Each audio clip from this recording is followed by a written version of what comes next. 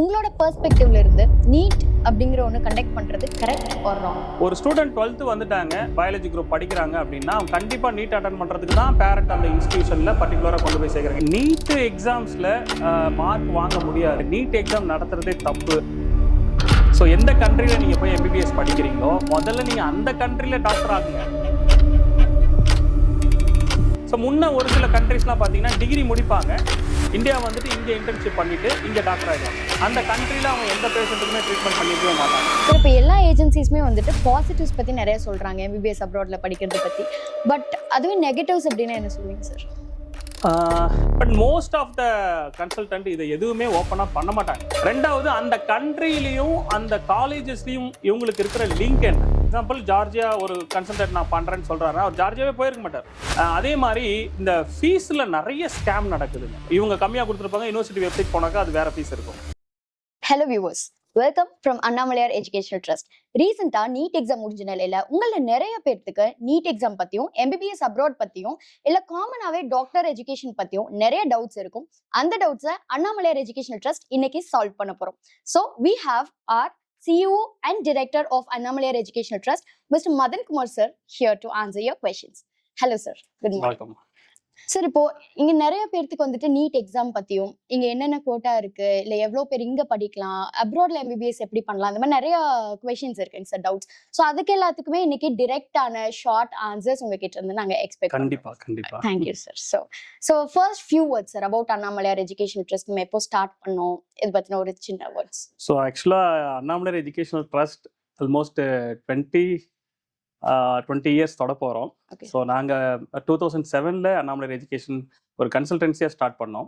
அதுக்கப்புறம் அது நிறைய ஸ்டூடெண்ட்ஸ்க்கு நம்ம கைட்ஸ் பண்ணுறதுனால ஒரு ட்ரஸ்ட்டாக கன்வெர்ட் பண்ணி எல்லா ஸ்டூடெண்ட்ஸுக்கும் ஃப்ரீயாக அட்மிஷன் கைடன்ஸ், அவங்களுடைய கெரியரை எப்படி அவங்க சூஸ் பண்ணுறது, அவங்கள முதல்ல வேல்யூ பண்ணுறது, அவங்களுக்கு எதில் என்ன இன்ட்ரெஸ்ட் ஆஃப் ஃபீல்டு, என்ன ஃபீல்டில் அவங்க இன்ட்ரெஸ்டாக இருக்காங்க, இது மாதிரி நிறைய விஷயங்களை நம்ம வந்து ஒவ்வொரு ஸ்டூடெண்ட்டும் இண்டிவிஜுவலாக அவங்கள அனலைஸ் பண்ணி அவங்களுக்கு நம்ம கைடன்ஸ் கொடுத்துட்ருக்கோம். ஸோ இது வந்து 2007 நம்ம ஸ்டார்ட் பண்ணது. ஆக்சுவலாக நான் வந்து ஒரு எஜுகேஷன் இன்ஸ்டிடியூஷனில் நான் ஒரு ப்ரொஃபஸராக ஒர்க் பண்ணும்பொழுது அங்கே வந்து அட்மிஷன்ஸ் கவுன்சிலிங்காக நிறைய உங்களுக்கு தெரியும் நிறைய ஸ்டால்ஸு, இந்த எஜுகேஷன் ஃபேர்ஸ் அந்த மாதிரிலாம் போவோம். ஸோ அங்கே வந்து நான் நிறைய இன்ஸ்டிடியூஷன்ஸ் பார்க்குறது, ப்ளஸ் நிறைய வெரைட்டி ஆஃப் ஸ்டேட்ஸ்க்கு நம்ம போகும்போது நிறைய ஸ்டூடெண்ட்ஸ்க்கு வந்து இந்த மெடிக்கல் ரிலேட்டடான எஜுகேஷன்ஸ் வந்து ரொம்ப இம்பார்ட்டன்ஸ் கொடுக்குறாங்க அப்படின்றது தெரிஞ்சுது. ஸோ அதுக்கப்புறம் அந்த இன்ஸ்டிடியூஷன்லேருந்து நம்ம ரிசைன் பண்ணிவிட்டு கம்ப்ளீட்டாக நான் வந்து இந்த எஜுகேஷன் ஃபீல்டில் ஸ்டூடெண்ட்ஸ்க்கு ஒரு பெரிய அட்மிஷன் கைடன்ஸ் கொடுக்கணும் அப்படின்றதுக்காக தான் இந்த அண்ணாமலையார் எஜுகேஷனல் ட்ரஸ்ட்டை ஸ்டார்ட் பண்ணோம். சக்ஸஸ்ஃபுல்லி கிட்டத்தட்ட 19 வருஷம் முடிஞ்சு இப்போ 20வது வருஷத்தில் நம்ம கால் எடுத்து வைக்க போகிறோம்.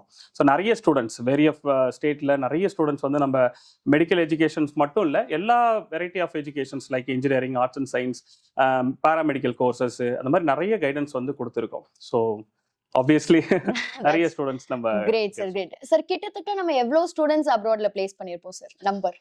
அப்ராட்ல ஆல்மோஸ்ட் இப்போ லாஸ்ட் 10 இயர்ஸ் தான் இந்த அப்ராட் எஜுகேஷன் அப்படிங்கிறது ரொம்ப நிறைய ஸ்டூடெண்ட்ஸ் வந்து போக ஆரம்பிச்சது. அதுக்கு முன்னாடிலாம் பார்த்தீங்கன்னா இந்தியாவிலே உங்களுக்கு வந்து பெரிய செலவு இருக்காது, கம்மியான செலவுலேயே எம்பிபிஎஸ் வந்து இந்தியாவில் நீங்கள் படிக்கலாம்.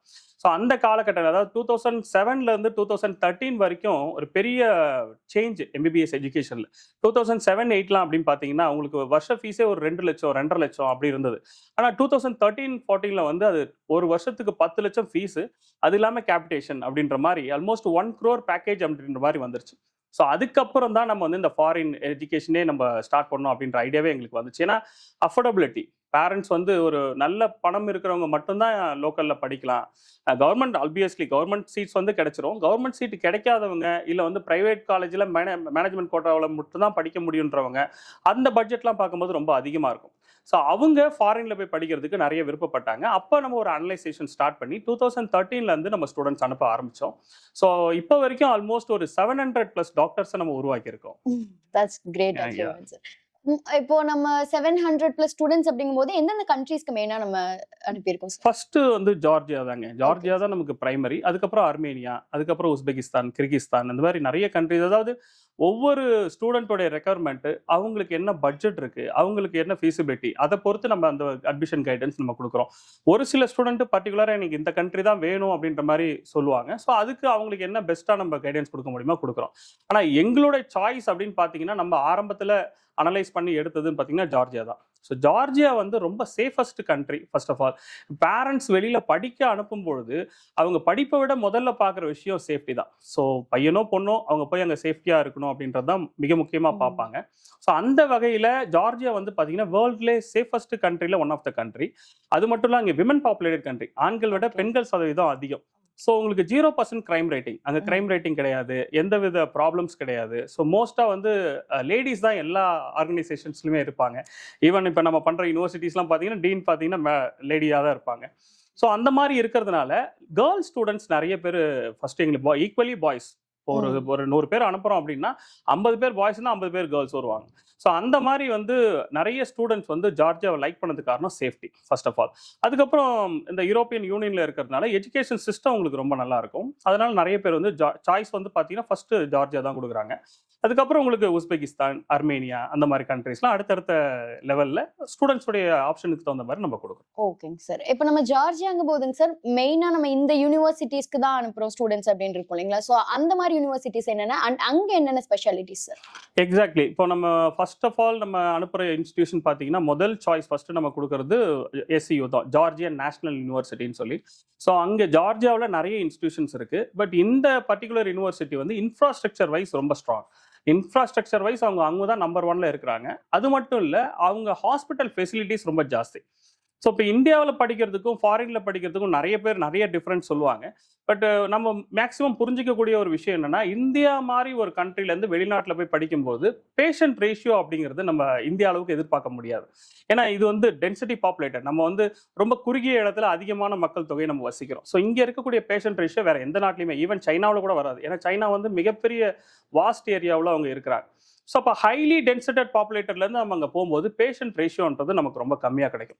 இதை வந்து ஷார்ட் அவுட் பண்ணணும் அப்படின்றதுக்காக தான் இந்த எஸ்சியூ காலேஜ் கிட்டத்தட்ட 8 ஹாஸ்பிட்டல்ஸ் வச்சு ஒரு நாளைக்கு ஆல்மோஸ்ட் 2000+ பேஷண்ட் ஃப்ளோ இருக்கிற மாதிரி உருவாக்கி அதை வந்து ஸ்டூடெண்ட்ஸ்க்கு ட்ரைனிங்காக கொடுக்குறாங்க. ஸோ அங்கே ஸ்டூடெண்ட்ஸ் வந்து டேரெக்டாக போய் ட்ரைனிங் எடுத்துக்க முடியும். ஸோ அதனால தான் இந்த இன்ஸ்டியூஷனை நாங்கள் பெஸ்ட்டுன்னு சொல்லி சூஸ் பண்ணியிருக்கோம். மற்ற இன்ஸ்டியூஷன் மேபி ஒரு hospital 2 hospitals maybe 600 bed 1000 bed அவ்வளோதான் இருக்கும். பட் இந்த காலேஜோடைய இவங்களோட டைப்ல இருக்கிற ஹாஸ்பிட்டல் டோட்டல் நம்பர்ஸ் பார்த்தீங்கன்னா கிட்டத்தட்ட 6000 பெட்டட் ஹாஸ்பிட்டல்ஸ் இவங்கள்ட்ட இருக்கு. இதுல எக்ஸ்பெஷலி ஒரு ஹாஸ்பிட்டல் வந்து அமெரிக்கன் ஹாஸ்பிட்டல். இந்த அமெரிக்கன் ஹாஸ்பிட்டல் வந்து யூஎஸ்ல இருக்கக்கூடிய ஒரு மிகப்பெரிய குரூப் ஆஃப் ஹாஸ்பிட்டல்ஸ். இவங்க வந்து வேர்ல்டு வைடு எல்லா இடத்துலையுமே ஹாஸ்பிட்டல் வச்சிருக்காங்க. அதுல டிப்லிசில இருக்கிற இந்த ஹாஸ்பிட்டல் வந்து நம்ம காலேஜோட எக்ஸ்க்ளூசிவ் ஹாஸ்பிட்டல். ஸோ நம்ம காலேஜில் படிக்கிற ஸ்டூடெண்ட்ஸ் மட்டும் தான் அங்கே போய் அவங்க ப்ராக்டிஸே பண்ண முடியும். ஸோ அந்த மாதிரி இருக்கக்கூடிய இன்ஸ்டிடியூஷன்ஸ் வந்து இவங்க இந்த மாதிரி ஹாஸ்பிட்டல்ஸ் எல்லாம் இவங்க வச்சிருக்கிறதுனால இங்கே வந்து நிறைய ஸ்டூடெண்ட்ஸ் வந்து ப்ராக்டிஸ் பண்ணுறதுக்கு ஈஸியாக இருக்கும். ஸோ வெளியில் போகும்போது நமக்கு இப்போ அதிகமான பேஷண்ட்ஸ் வந்து அவங்க பார்க்கணும். அப்போ இந்த இன்ஸ்டிடியூஷன் வந்து உங்களுக்கு அதில் எல்லா விதத்துலையும் ஹெல்ப் பண்ணுது. ஸோ அதனால் இதுதான் நம்ம பெஸ்ட்டுன்னு சூஸ் பண்ணுறோம். அதுக்கு மேலே வந்து எஜுகேஷன் சிஸ்டம். ரெண்டாவது நிறைய ஸ்டூடெண்ட்ஸ்க்கு வேற வேற கண்ட்ரிஸ் லைக் ஜார்ஜியாவில் படிச்சுட்டு பிஜி வெளியில் போகணுன்ற ஆசை இருக்கும். அதே மாதிரி யூஎஸ்எம்எல்ஏ எக்ஸ்பெஷலி யூஎஸ்எம்எல்ஏ கிளியர் பண்ணணுன்ற ஆசை இருக்கும். இந்தியாவிலேருந்து யூஎஸ்எம்எல்ஏ பிளாப் அதெல்லாம் எழுதுறது பார்த்தீங்கன்னா அந்த கல்ச்சர்லாம் ரொம்ப கம்மி. ஆனால் ஜார்ஜியாவில் அவங்களுக்கு பெரிய டெஸ்டினி அடுத்து அவங்க ஃபாரின் போய் செட்டில் ஆகணும் அப்படின்னு யோசிக்கிற கண்ட்ரிஸ் பார்த்தீங்கன்னா முதல்ல இருக்கிறதே யூஎஸ் தான். ஸோ அங்கே யூஎஸ் ப்ரிப்பரேஷன்றது நிறைய இருக்கும். எல்லா காலேஜஸ்லையும் காமனாக யூஎஸ்க்கு போகணுன்ற ஆசை உள்ள ஸ்டூடெண்ட்ஸ் நிறைய பேர் இருப்பாங்க. ஸோ அப்போ அவங்களுக்கு யூஎஸ்எம்எல்ஏ ப்ரிப்பரேஷன் கொடுப்பாங்க. ஸோ யூஎஸ்எம்எல்ஏ ப்ரிப்பரேஷனுக்குள்ள ஒரு ஸ்டூடெண்ட் போகும்போது இந்தியாவில் அவங்களுக்கு எஃப்எம்ஜியோ இல்லை நெக்ஸ்ட் எக்ஸாமோ கிளியர் பண்ணுறதுன்றது கொஞ்சம் ஈஸியாக இருக்கும். ஸோ இந்த இன்ஸ்டிடியூஷனில் பர்டிகுலராக யூஎஸ்எம்எல்ஏக்கான கோச்சிங் வந்து நிறைய கொடுக்குறாங்க. ஸோ யூஎஸ்லேருந்தே டாக்டர்ஸ் வந்து அவங்களுக்கு கிளாஸ் எடுக்கிறது, எஸ்பெஷலி இந்த அமெரிக்கன் ஹாஸ்பிட்டல் டிபிலிசி அவங்க வந்து யூஎஸ்லேருந்து டாக்டர்ஸ்லாம் வரும்போது ஸ்டூடெண்ட்டுக்கு செமினார்ஸ் கண்டக்ட் பண்ணுறது, அவங்களுக்கு பர்டிகுலராக இருக்கிற டவுட்ஸ் கிளியரன்ஸ் பண்ணுறது, இந்த மாதிரி நிறைய விஷயங்கள் வந்து இந்த இன்ஸ்டிடியூஷனில் பண்ணுறாங்க. எல்லாத்துக்கும் மேலே இந்தியன் கவர்மெண்ட்டே வந்து இந்த இன்ஸ்டிடியூஷனை ரெக்கமெண்ட் பண்ணியிருக்காங்க. ஸோ நமக்குலாம் தெரியும் ஒரு 3 இயர்ஸ் முன்னாடி யுக்ரைன் வார்னால நிறைய ஸ்டூடெண்ட்ஸ் ரிட்டர்ன் வந்துட்டாங்க இந்தியாவுக்கு. அந்த ஸ்டூடெண்ட்ஸ்லாம் வந்து இந்தியன் கவர்மெண்ட் கிட்ட வந்து நாங்கள் இனிமேல் எங்கே போய் படிக்கிறது, எங்களுக்கு எஜுகேஷன் நாங்கள் எங்கே கண்டினியூ பண்ணுறது. ஏன்னா இந்தியன் கவர்மெண்ட் ஒரு ரூல் கொடுத்துட்டாங்க, ஒரே இன்ஸ்டிடியூஷனில் தான் கம்ப்ளீட்டாக நீங்கள் எல்லா வருஷமும் படித்து முடிக்கணும் அப்படின்ற மாதிரி. 5 இயர்ஸ் ஒரு இன்ஸ்டிடியூஷன் ஜாயின் பண்ணால் அதுக்கு முன்னாடிலாம் இன்ஸ்டிடியூஷன் டு இன்ஸ்டிடியூஷன் நம்ம ட்ரான்ஸ்ஃபர் வாங்கலாம். பட் இப்போ வந்து அது சாத்தியம் இல்லை. எந்த ஒரு இன்ஸ்டியூஷனில் அவங்க ஜாயின் பண்ணுறாங்களோ அதே இன்ஸ்டியூஷனில் தான் கம்ப்ளீட் பண்ணணும். ஸோ இந்த ரூல்ஸ்லாம் இருக்கும்போது இது எப்படி நாங்கள் போய் படிக்கிறதுன்னு அவங்க சுப்ரீம் கோர்ட்டில் கேஸ் போடும்போது அதுக்கப்புறம் என்எம்சி நேஷனல் மெடிக்கல் கமிஷன் இதுக்குள்ளே வந்து அவங்க வந்து நிறைய இதில் அனலைஸ் பண்ணி ஜார்ஜியாவை செலக்ட் பண்ணி ஜார்ஜியாவில் 3 யூனிவர்சிட்டியை செலக்ட் பண்ணி இந்த 3 யூனிவர்சிட்டியில் நீங்கள் போய் ஜாயின் பண்ணிக்கலாம் அப்படின்னு சொல்லி ஒரு அட்வைசரி நோட்டீஸே கொடுத்துருக்காங்க. அதில் அந்த 3 யூனிவர்சிட்டியில் ஒன்று தான் எஸ்ஐயு, ஜார்ஜியா நேஷனல் யூனிவர்சிட்டி.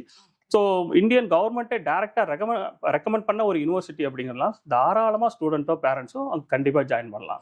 ஓகேங்க சார். இப்போ ஜார்ஜியா இல்லாமல் நம்ம மற்ற கண்ட்ரீஸ்க்கு அனுப்புகிறோம் இல்லைங்களா, அந்த கண்ட்ரீஸ்லாம் ஸ்பெசிஃபிக்காக என்னென்ன இன்ஸ்டிடியூஷன்ஸ்? ஜார்ஜியா இல்லாமல் பார்த்தீங்கன்னா அதுக்கப்புறம் ஆர்மீனியா, அதுக்கு பக்கத்திலே இருக்கிற இன்னொரு கண்ட்ரி. அங்கே வந்து நிறைய அங்கேயுமே வந்து இன்ஸ்டிடியூஷன்ஸ் கம்மி, ஜார்ஜியா அளவுக்கு இன்ஸ்டிடியூஷன்ஸ் கிடையாது. பட் பர்டிகுலராக ஒய்எஸ்எம்யூ எரவான் ஸ்டேட் மெடிக்கல் யூனிவர்சிட்டி அப்படின்னு சொல்லிட்டு அங்கே ஒரு யூனிவர்சிட்டி இருக்குது. ஸோ அங்கே வந்து நம்ம டாக்டர்ஸ் நம்ம ஏற்கனவே லாஸ்ட் இயர்ஸ்ல நம்ம அனுப்புனவங்களே வந்து இங்கே டாக்டரெல்லாம் ப்ராக்டிஸ் பண்ணிக்கிட்டு இருக்காங்க. நல்ல இன்ஸ்டியூஷன். அது வந்து ஸ்டூடெண்ட் அஃபோர்டபிலிட்டி பொறுத்து அவங்களுக்கு அது ஓகேவா இருக்கா, ஏன்னா கொஞ்சம் ஃபீஸ் வந்து அது கொஞ்சம் ஜாஸ்தியாக இருக்கும். ஸோ ஸ்டூடெண்ட்ஸ் ஓகே அப்படின்னாங்கன்னா அந்த இன்ஸ்டியூஷன்ஸ் நம்ம பண்ணுறோம். மெயின் அதுக்கு அடுத்து பார்த்தீங்கன்னா உஸ்பெகிஸ்தான் வந்து ஏன் ப்ரிஃபர் பண்ணுறோம்னா மெயின் நான் முன்னாடி சொன்ன ரீசன் தான். உஸ்பெகிஸ்தானில் வந்து உங்களுக்கு பாப்புலேஷன் வந்து ஆல்மோஸ்ட் 3.75 crore, ஆல்மோஸ்ட் 3.25 கோடி மக்கள் தொகை அங்கே இருக்காங்க. கிட்டத்தட்ட தமிழ்நாட்டில் ஒரு பாதி பாப்புலேஷன், தமிழ்நாட்டில் பாதி அளவு இருக்கக்கூடிய ஒரு கண்ட்ரியில் சேம் பாப்புலேஷன் உங்களுக்கு அங்கே இருக்கிறதுனால பேஷண்ட் ஃப்ளோ 100% உங்களுக்கு இதே அளவு பேஷண்ட் ஃப்ளோ இருக்கும். ஸோ அப்போ அங்கே வந்து நம்ம ஸ்டூடெண்ட்ஸ் படிக்கும்போது அவங்களுக்கு வந்து நிறைய பேஷண்ட்ஸ் வந்து பார்க்க முடியும். அதனால தான் உஸ்பெகிஸ்தான் சூஸ் பண்ணி அங்கே வந்து டஷ்கண்ட் மெடிக்கல் அகாடமி, அதாவது அந்த கண்ட்ரியில் அந்த கண்ட்ரியோட கேபிட்டலில் அவங்களுக்கு பிரதானமாக இருக்கக்கூடிய கவர்மெண்ட் மெடிக்கல் யூனிவர்சிட்டி 106 வருஷம் ஓல்டு யூனிவர்சிட்டி அது. ஸோ அதனால அந்த யூனிவர்சிட்டி இப்போ நம்ம எய்ம்ஸ் சொல்கிறோம் நம்ம இந்தியாவுக்கு, அந்த மாதிரி டஷ்கண்ட்டுக்கு அதாவது உஸ்பெகிஸ்தானுக்கு டஷ்கண்ட் இருக்கக்கூடிய டஷ்கண்ட் மெடிக்கல் அகாடமி தான் பிரதானமான மெடிக்கல் இன்ஸ்டிடியூஷன்.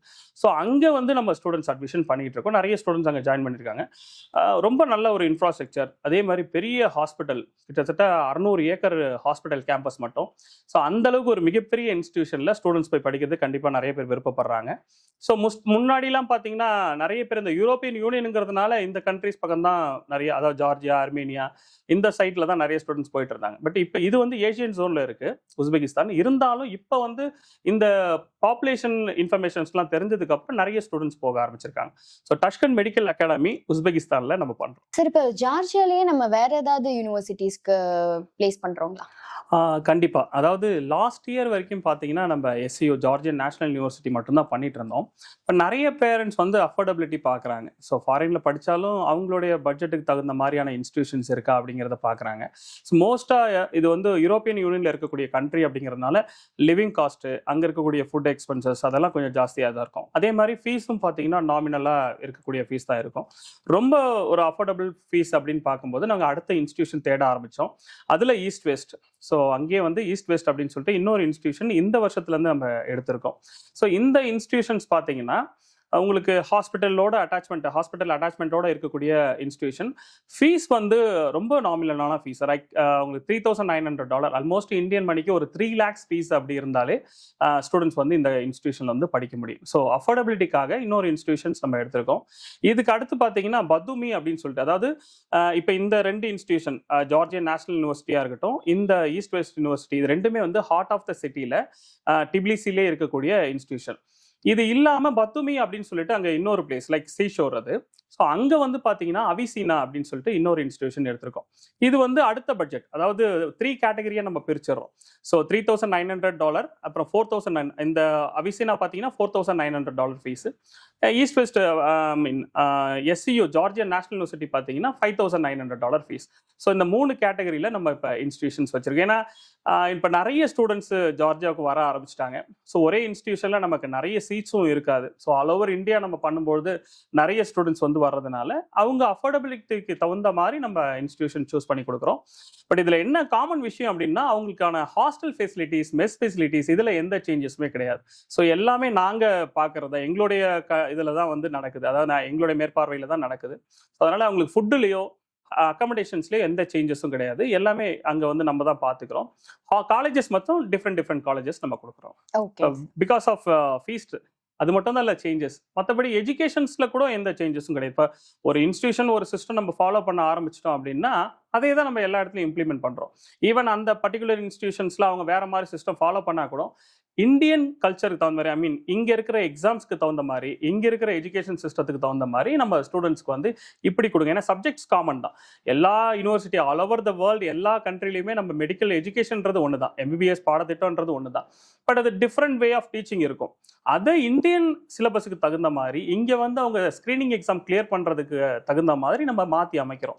அது ஒவ்வொரு இன்ஸ்டியூஷன்லையும் நம்ம அக்ரிமெண்ட் சைன் பண்ணும்போது, அவங்கள்ட்ட எம்ஓஐ சைன் பண்ணும்போது நம்ம இந்த மாதிரி எங்களுக்கு வேணும், நாங்கள் இந்த மாதிரி இந்தியாவிலேருந்து ப்ரொஃபஸர்ஸ் வந்து கிளாஸ் எடுப்பாங்க, அதர் கண்ட்ரீஸ்லேருந்து நிறைய வந்து கிளாஸ் எடுப்பாங்க, இதுக்கெல்லாம் நீங்கள் சப்போர்ட் பண்ணணும் அப்படின்ற மாதிரி அவங்களுக்கு ஃபுல்லாக கம்ப்ளீட்டாக நம்ம டேர்ம்ஸ் அண்ட் கண்டிஷன் சொல்லி தான் அந்த இன்ஸ்டியூஷனை எடுக்கிறோம். அப்போ நமக்கு ஸ்டூடெண்ட்ஸ் வந்து எஜுகேஷன் வைஸ் எந்த டிஃப்ரென்ஸும் இருக்காது. மேபி இன்ஃப்ராஸ்ட்ரக்சர் வைஸ் டிஃப்ரென்ஸ் இருக்கலாம், அதே மாதிரி உங்களுக்கு பிளேஸ் வைஸ் டிஃப்ரென்ஸ் இருக்கலாம். மற்றபடி எஜுகேஷன் அண்ட் அவங்களுக்கு நம்ம கொடுக்குற ஃபெசிலிட்டிஸில் எந்த சேஞ்சஸும் கிடையாது. Okay sir. சார், இப்போ ஒரு கிட் வந்துட்டு இங்க இந்தியால இருந்துட்டு ஒரு 18 இயர்ஸ் 17 இயர்ஸ் அந்த ஏஜ்ல இந்தியால இருந்துட்டு அவங்க வந்து அப்ராட் வீடு விட்டுட்டு அவங்களோட ஓன் மதர் கண்ட்ரி விட்டுட்டு அப்ராட்ல போய் படிக்கிறாங்க. இப்போ இது வந்துட்டு ஹவ் வர்த் இஸ் தட்? ஏன்னா இங்க இருந்து அவங்க அப்ராட்ல போய் படிக்கிறது வந்து அந்த அளவுக்கு வர்த்தா? ஏன் ஒரு கிட் இங்க இருந்து போறது நம்ம சஜஸ்ட் பண்றோம்? ரொம்ப சிம்பிளான கொஸ்டின் இது. இப்போ சின்ன வயசுல நம்மளா இருப்போம் இல்லையா, நம்ம பேரண்ட் நம்மள என்ன சொல்லுவாங்க, ஒரு குழந்தைய பார்க்கும்போது நீ டாக்டர் ஆகிறியா, இன்ஜினியர் ஆக போறியா, அட்வொகேட் ஆக போறியா அப்படின்னு தான் கேள்வியே கேட்பாங்க. The first option is doctor. Doctor வந்து ஒரு ப்ரீஷியஸான ஒரு விஷயம். அது மட்டும் இல்லை, உலகத்தில் நம்ம வந்து மக்களுக்கான அவங்களுடைய உயிரோட நம்ம சேவை பண்ண போகிறோம், அவங்கள உயிரோட நம்ம வேலை பார்க்க போகிறோம் அப்படின்னும் போது அந்த எஜுகேஷனுக்கான தேவையும் அதுக்கான ஆர்வமும் ஸ்டூடெண்ட்ஸ் கிட்ட அதிகம் இருக்குது. இந்த காரணம் தான் ஃபர்ஸ்ட். ஸோ நான் டாக்டர் ஆக போகிறேன், என் பொண்ணு டாக்டர் ஆக போகிறாங்க, என் பையன் டாக்டர் ஆக போகிறாங்க, இந்த காரணங்களுக்காக தான் முதல் விஷயம். அதாவது இது வந்து கல்டிவேட் ஆகுது. Like first standard second standard படிக்கும் போதுலேருந்து அந்த ஸ்டூடெண்ட் மனசில் நான் ஒரு டாக்டர் ஆக போகிறேன் அப்படின்றத விதைக்கிறாங்க. ஸோ அப்போ அது ஆட்டோமேட்டிக்காக வரும்போது ஒரு பர்டிகுலர் ஸ்டேஜ் 12th ஸ்டாண்டர்ட் தாண்டும் பொழுது அவங்களுக்கு வந்து பெரிய சேலஞ்ச் காத்திருக்கு. என்ன அந்த பெரிய சேலஞ்ச் அப்படின்னா, இங்கே இருக்கக்கூடிய சீட்ஸ். ஸோ இந்தியாவுக்குள்ள உங்களுக்கு ஒரு வருஷத்துக்கு அப்ராக்சிமேட்டாக 20 to 23 lakhs ஸ்டூடெண்ட்ஸ் வந்து நீட் எக்ஸாம் எழுதுறாங்க ஒட்டுமொத்த இந்தியாவில். நம்மள்ட்ட இருக்கிறது பார்த்தீங்கன்னா 1,12,000 சீட்டு தான் இருக்கு. டோட்டல் இந்தியாவிலே 1,12,000, மேபி ஒரு 500 சீட்டு 1000 சீட்டு டிஃப்ரென்ஸ் ஆகிட்டே இருக்கும் அந்த வருஷம். பட் அப்ராக்சிமேட்டாக 1,10,000 சீட்ஸ் தான் இந்தியாவுக்குள்ள இருக்கு. இப்போ தமிழ்நாடு மட்டும் எடுத்துக்குமே, தமிழ்நாட்டில் பார்த்தீங்கன்னா ஒட்டுமொத்தமாக இந்த வருஷம் ஆல்மோஸ்ட் 1,20,000 ஸ்டூடெண்ட் எழுதியிருக்காங்க.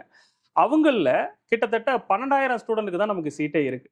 ஸோ மீதி ஸ்டூடெண்ட்ஸுக்கும் எம்பிபிஎஸ் படிக்கணுன்றது தான் கனவு, அவங்க கண்டிப்பாக டாக்டர் ஆகணும் அப்படின்றது தான் அவங்களோட எண்ணம்.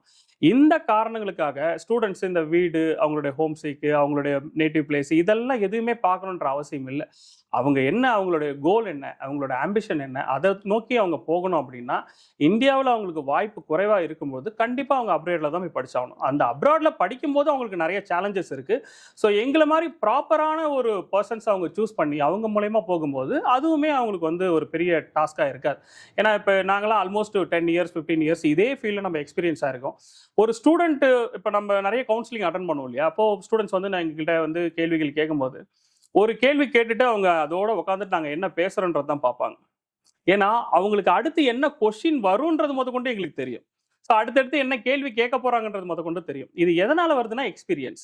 ஸோ அவ்வளோ நாள் நம்ம வந்து அந்த கண்ட்ரீஸில் இருந்து அங்கே ஸ்டூடெண்ட்ஸ்க்கு நம்ம எல்லாம் பண்ணி கொடுக்கும்போது நமக்கு ஆட்டோமேட்டிக்காக இதுதான் அவங்களோட எக்ஸ்பெக்டேஷன் இருக்கும், இதுதான் பேரண்டோட எக்ஸ்பெக்டேஷன் இருக்கும் அப்படிங்கிறதெல்லாம் கண்டுபிடிச்சி நம்ம அதெல்லாம் கண்டிப்பாக அவங்களுக்கு ஃபுல் கைடன்ஸ் கொடுக்குறோம். ஸோ கண்டிப்பாக ஸ்டூடெண்ட்டு தாராளமாக ஃபாரினில் போய் எம்பிபிஎஸ் படிக்கணும். ஸோ ஏன்னா இன்னொரு முக்கியமான விஷயம் இதில் என்னென்னா, ஸ்டூடெண்ட்ஸ் நிறைய பேருக்கு எம்பிபிஎஸ் படிக்கணுன்ற ஆர்வமும் இருக்குது, அதே மாதிரி நிறைய டாக்டர்ஸும் வேர்ல்டு வைடு தேவைப்படுறாங்க. ஸோ டிமாண்டும் இருக்குது, படிக்கிற ஆர்வமுள்ள குழந்தைங்களும் இருக்காங்க. ஆனால் இங்கே சீட்ஸ் மட்டும்தான் இல்லை.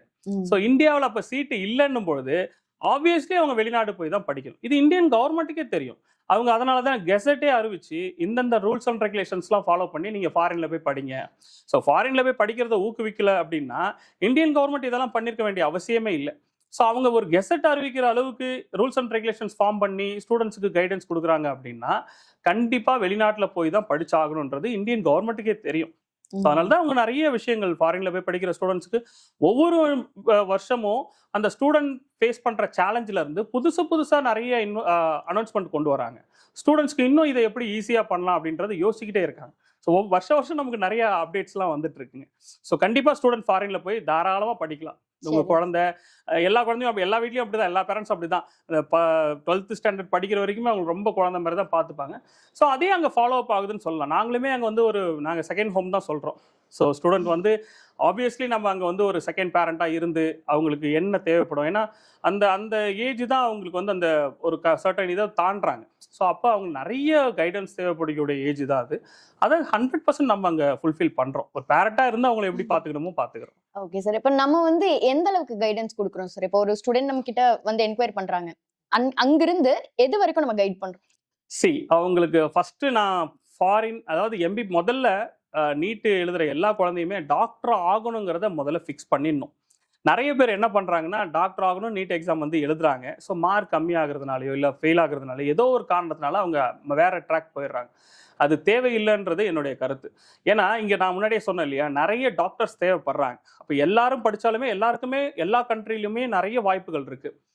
ஃபஸ்ட்டு அவங்க நம்ம கிட்ட வரும்பொழுது அவங்களுடைய எதிர்பார்ப்பு என்னன்னா, ஒரு நல்ல கண்ட்ரி, ஸோ லோக்கலில் கிடைக்காதுன்னு தெரிஞ்சிருச்சு. அவங்களோட மார்க்கு ப்ளஸ் அவங்களோட கேட்டகரி இதை வச்சு அவங்களுக்கு லோக்கலில் கிடைக்காது, இல்லை பெரிய பணம் செலவு பண்ண முடியாது, 1 கோடி ரூபா 1.25 கோடி என்னால் செலவு பண்ண முடியாது, இந்த மாதிரி காரணங்களுக்காக தான் ஃபஸ்ட்டு எங்ககிட்ட வருவாங்க.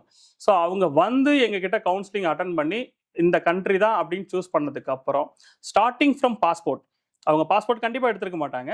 மேக்ஸிமம் ஸ்டூடெண்ட்ஸு ஃபாரினில் பேரண்ட்ஸ் இருப்பாங்க, அந்த மாதிரி ரிலேட்டடாக யாராவது பாஸ்போர்ட் வச்சுருப்பாங்க. 90% பாஸ்போர்ட்டே வச்சுருக்க மாட்டாங்க. அவங்களுக்கு பாஸ்போர்ட் அப்ளை பண்ணுறதுல ஆரம்பித்து அங்கே போய் படித்து முடித்து கிராஜுவேட் ஆகி இந்தியா வந்து எக்ஸாம் எழுதி பாஸ் பண்ணி அவங்க ஒரு டாக்டர் சீட்டில் போய் உட்கார்ற வரைக்கும் அவங்களுக்கு எல்லா கைடன்ஸும் நம்ம கொடுக்குறோம். ஸோ இதில் என்ன நமக்கு என்ன பெனிஃபிட் இல்லை, எல்லாருமே பிஸ்னஸ் ஓரியன்டாக தான் போகிறாங்க, எல்லாம் பண்ணுறாங்க. பட் நமக்கு என்னென்னா, நம்ம ஒரு சாட்டிஸ்ஃபேக்ஷன், ஸ்டூடெண்ட்டை கம்ப்ளீட்டாக ஒரு டாக்டர் ஆக்கி பார்க்குறோம். ஸோ அது எங்களுக்கு வந்து ஒரு மிகப்பெரிய ஒரு பெருமை. அது மட்டும் இல்லாமல் அவங்க நம்ம கூட ட்ராவல் ஆகுறதுனால நிறைய ரெஃபரன்ஸ் அடுத்தடுத்த வருஷங்களில் நமக்கு கிடைக்குது. ஸோ ஒரு பேரண்ட்டு உள்ளே வந்து அவங்க சாட்டிஸ்ஃபை ஆகிட்டாங்கன்னா அவங்களோட ஃப்ரெண்ட்ஸு, அவங்களோட ரிலேஷன்ஸு, அந்த மாதிரி அவங்க நிறைய ரெஃபரன்ஸ் கொடுக்க ஆரம்பிச்சிடுறாங்க. ஸோ அந்த மாதிரி எங்களுக்கு நிறைய ஒரு வருஷத்துக்கு ஒரு 25-30 ஸ்டூடெண்ட்டு ரெஃபரன்ஸ்லேயே வர்றாங்க. ஸோ அப்போ என்னென்னா இன்னும் எங்களுக்கு அந்த இது வந்து அதிகமாகுது, ரெஸ்பான்சிபிலிட்டி அதிகமாகுது. அந்த ஸ்டூடெண்ட்டை நல்லா பார்த்துக்கணும், அவங்களுக்கு நிறைய விஷயம் நம்ம பண்ணணும். ஸோ பேரண்ட் நம்மளுக்கு நம்புறாங்க, பேரண்ட் வந்து இவ்வளோ விஷயம் நமக்காக பண்ணுறாங்க அப்படின்னும் போது ஒரு சில பேரண்ட்லாம் ஓப்பனாகவே சொல்லிடுவாங்க, சார் எனக்கு உண்மையாலுமே நான் வந்து எக்ஸ்பெக்ட் பண்ணது வேற, ஸோ நீங்கள் சொன்னீங்க இதெல்லாம் இதில் ஒரு 50% இருந்தால் கூட போதும்னு நினச்சி வந்தோம், ஆனால் நீங்கள் சொல்லாததெல்லாம் தாண்டி இங்கே வந்து குழந்தைங்க ஃபீல் பண்ணுறாங்க, ஸோ எங்களுக்கு அதெல்லாம் ரொம்ப சந்தோஷம் அப்படின்ற மாதிரிலாம் நிறைய ஃபீட்பேக்கு, நிறைய ரெஃபரன்ஸ், அதுக்கப்புறம் நிறைய ரெஃபரன்ஸ் கொடுக்குறாங்க.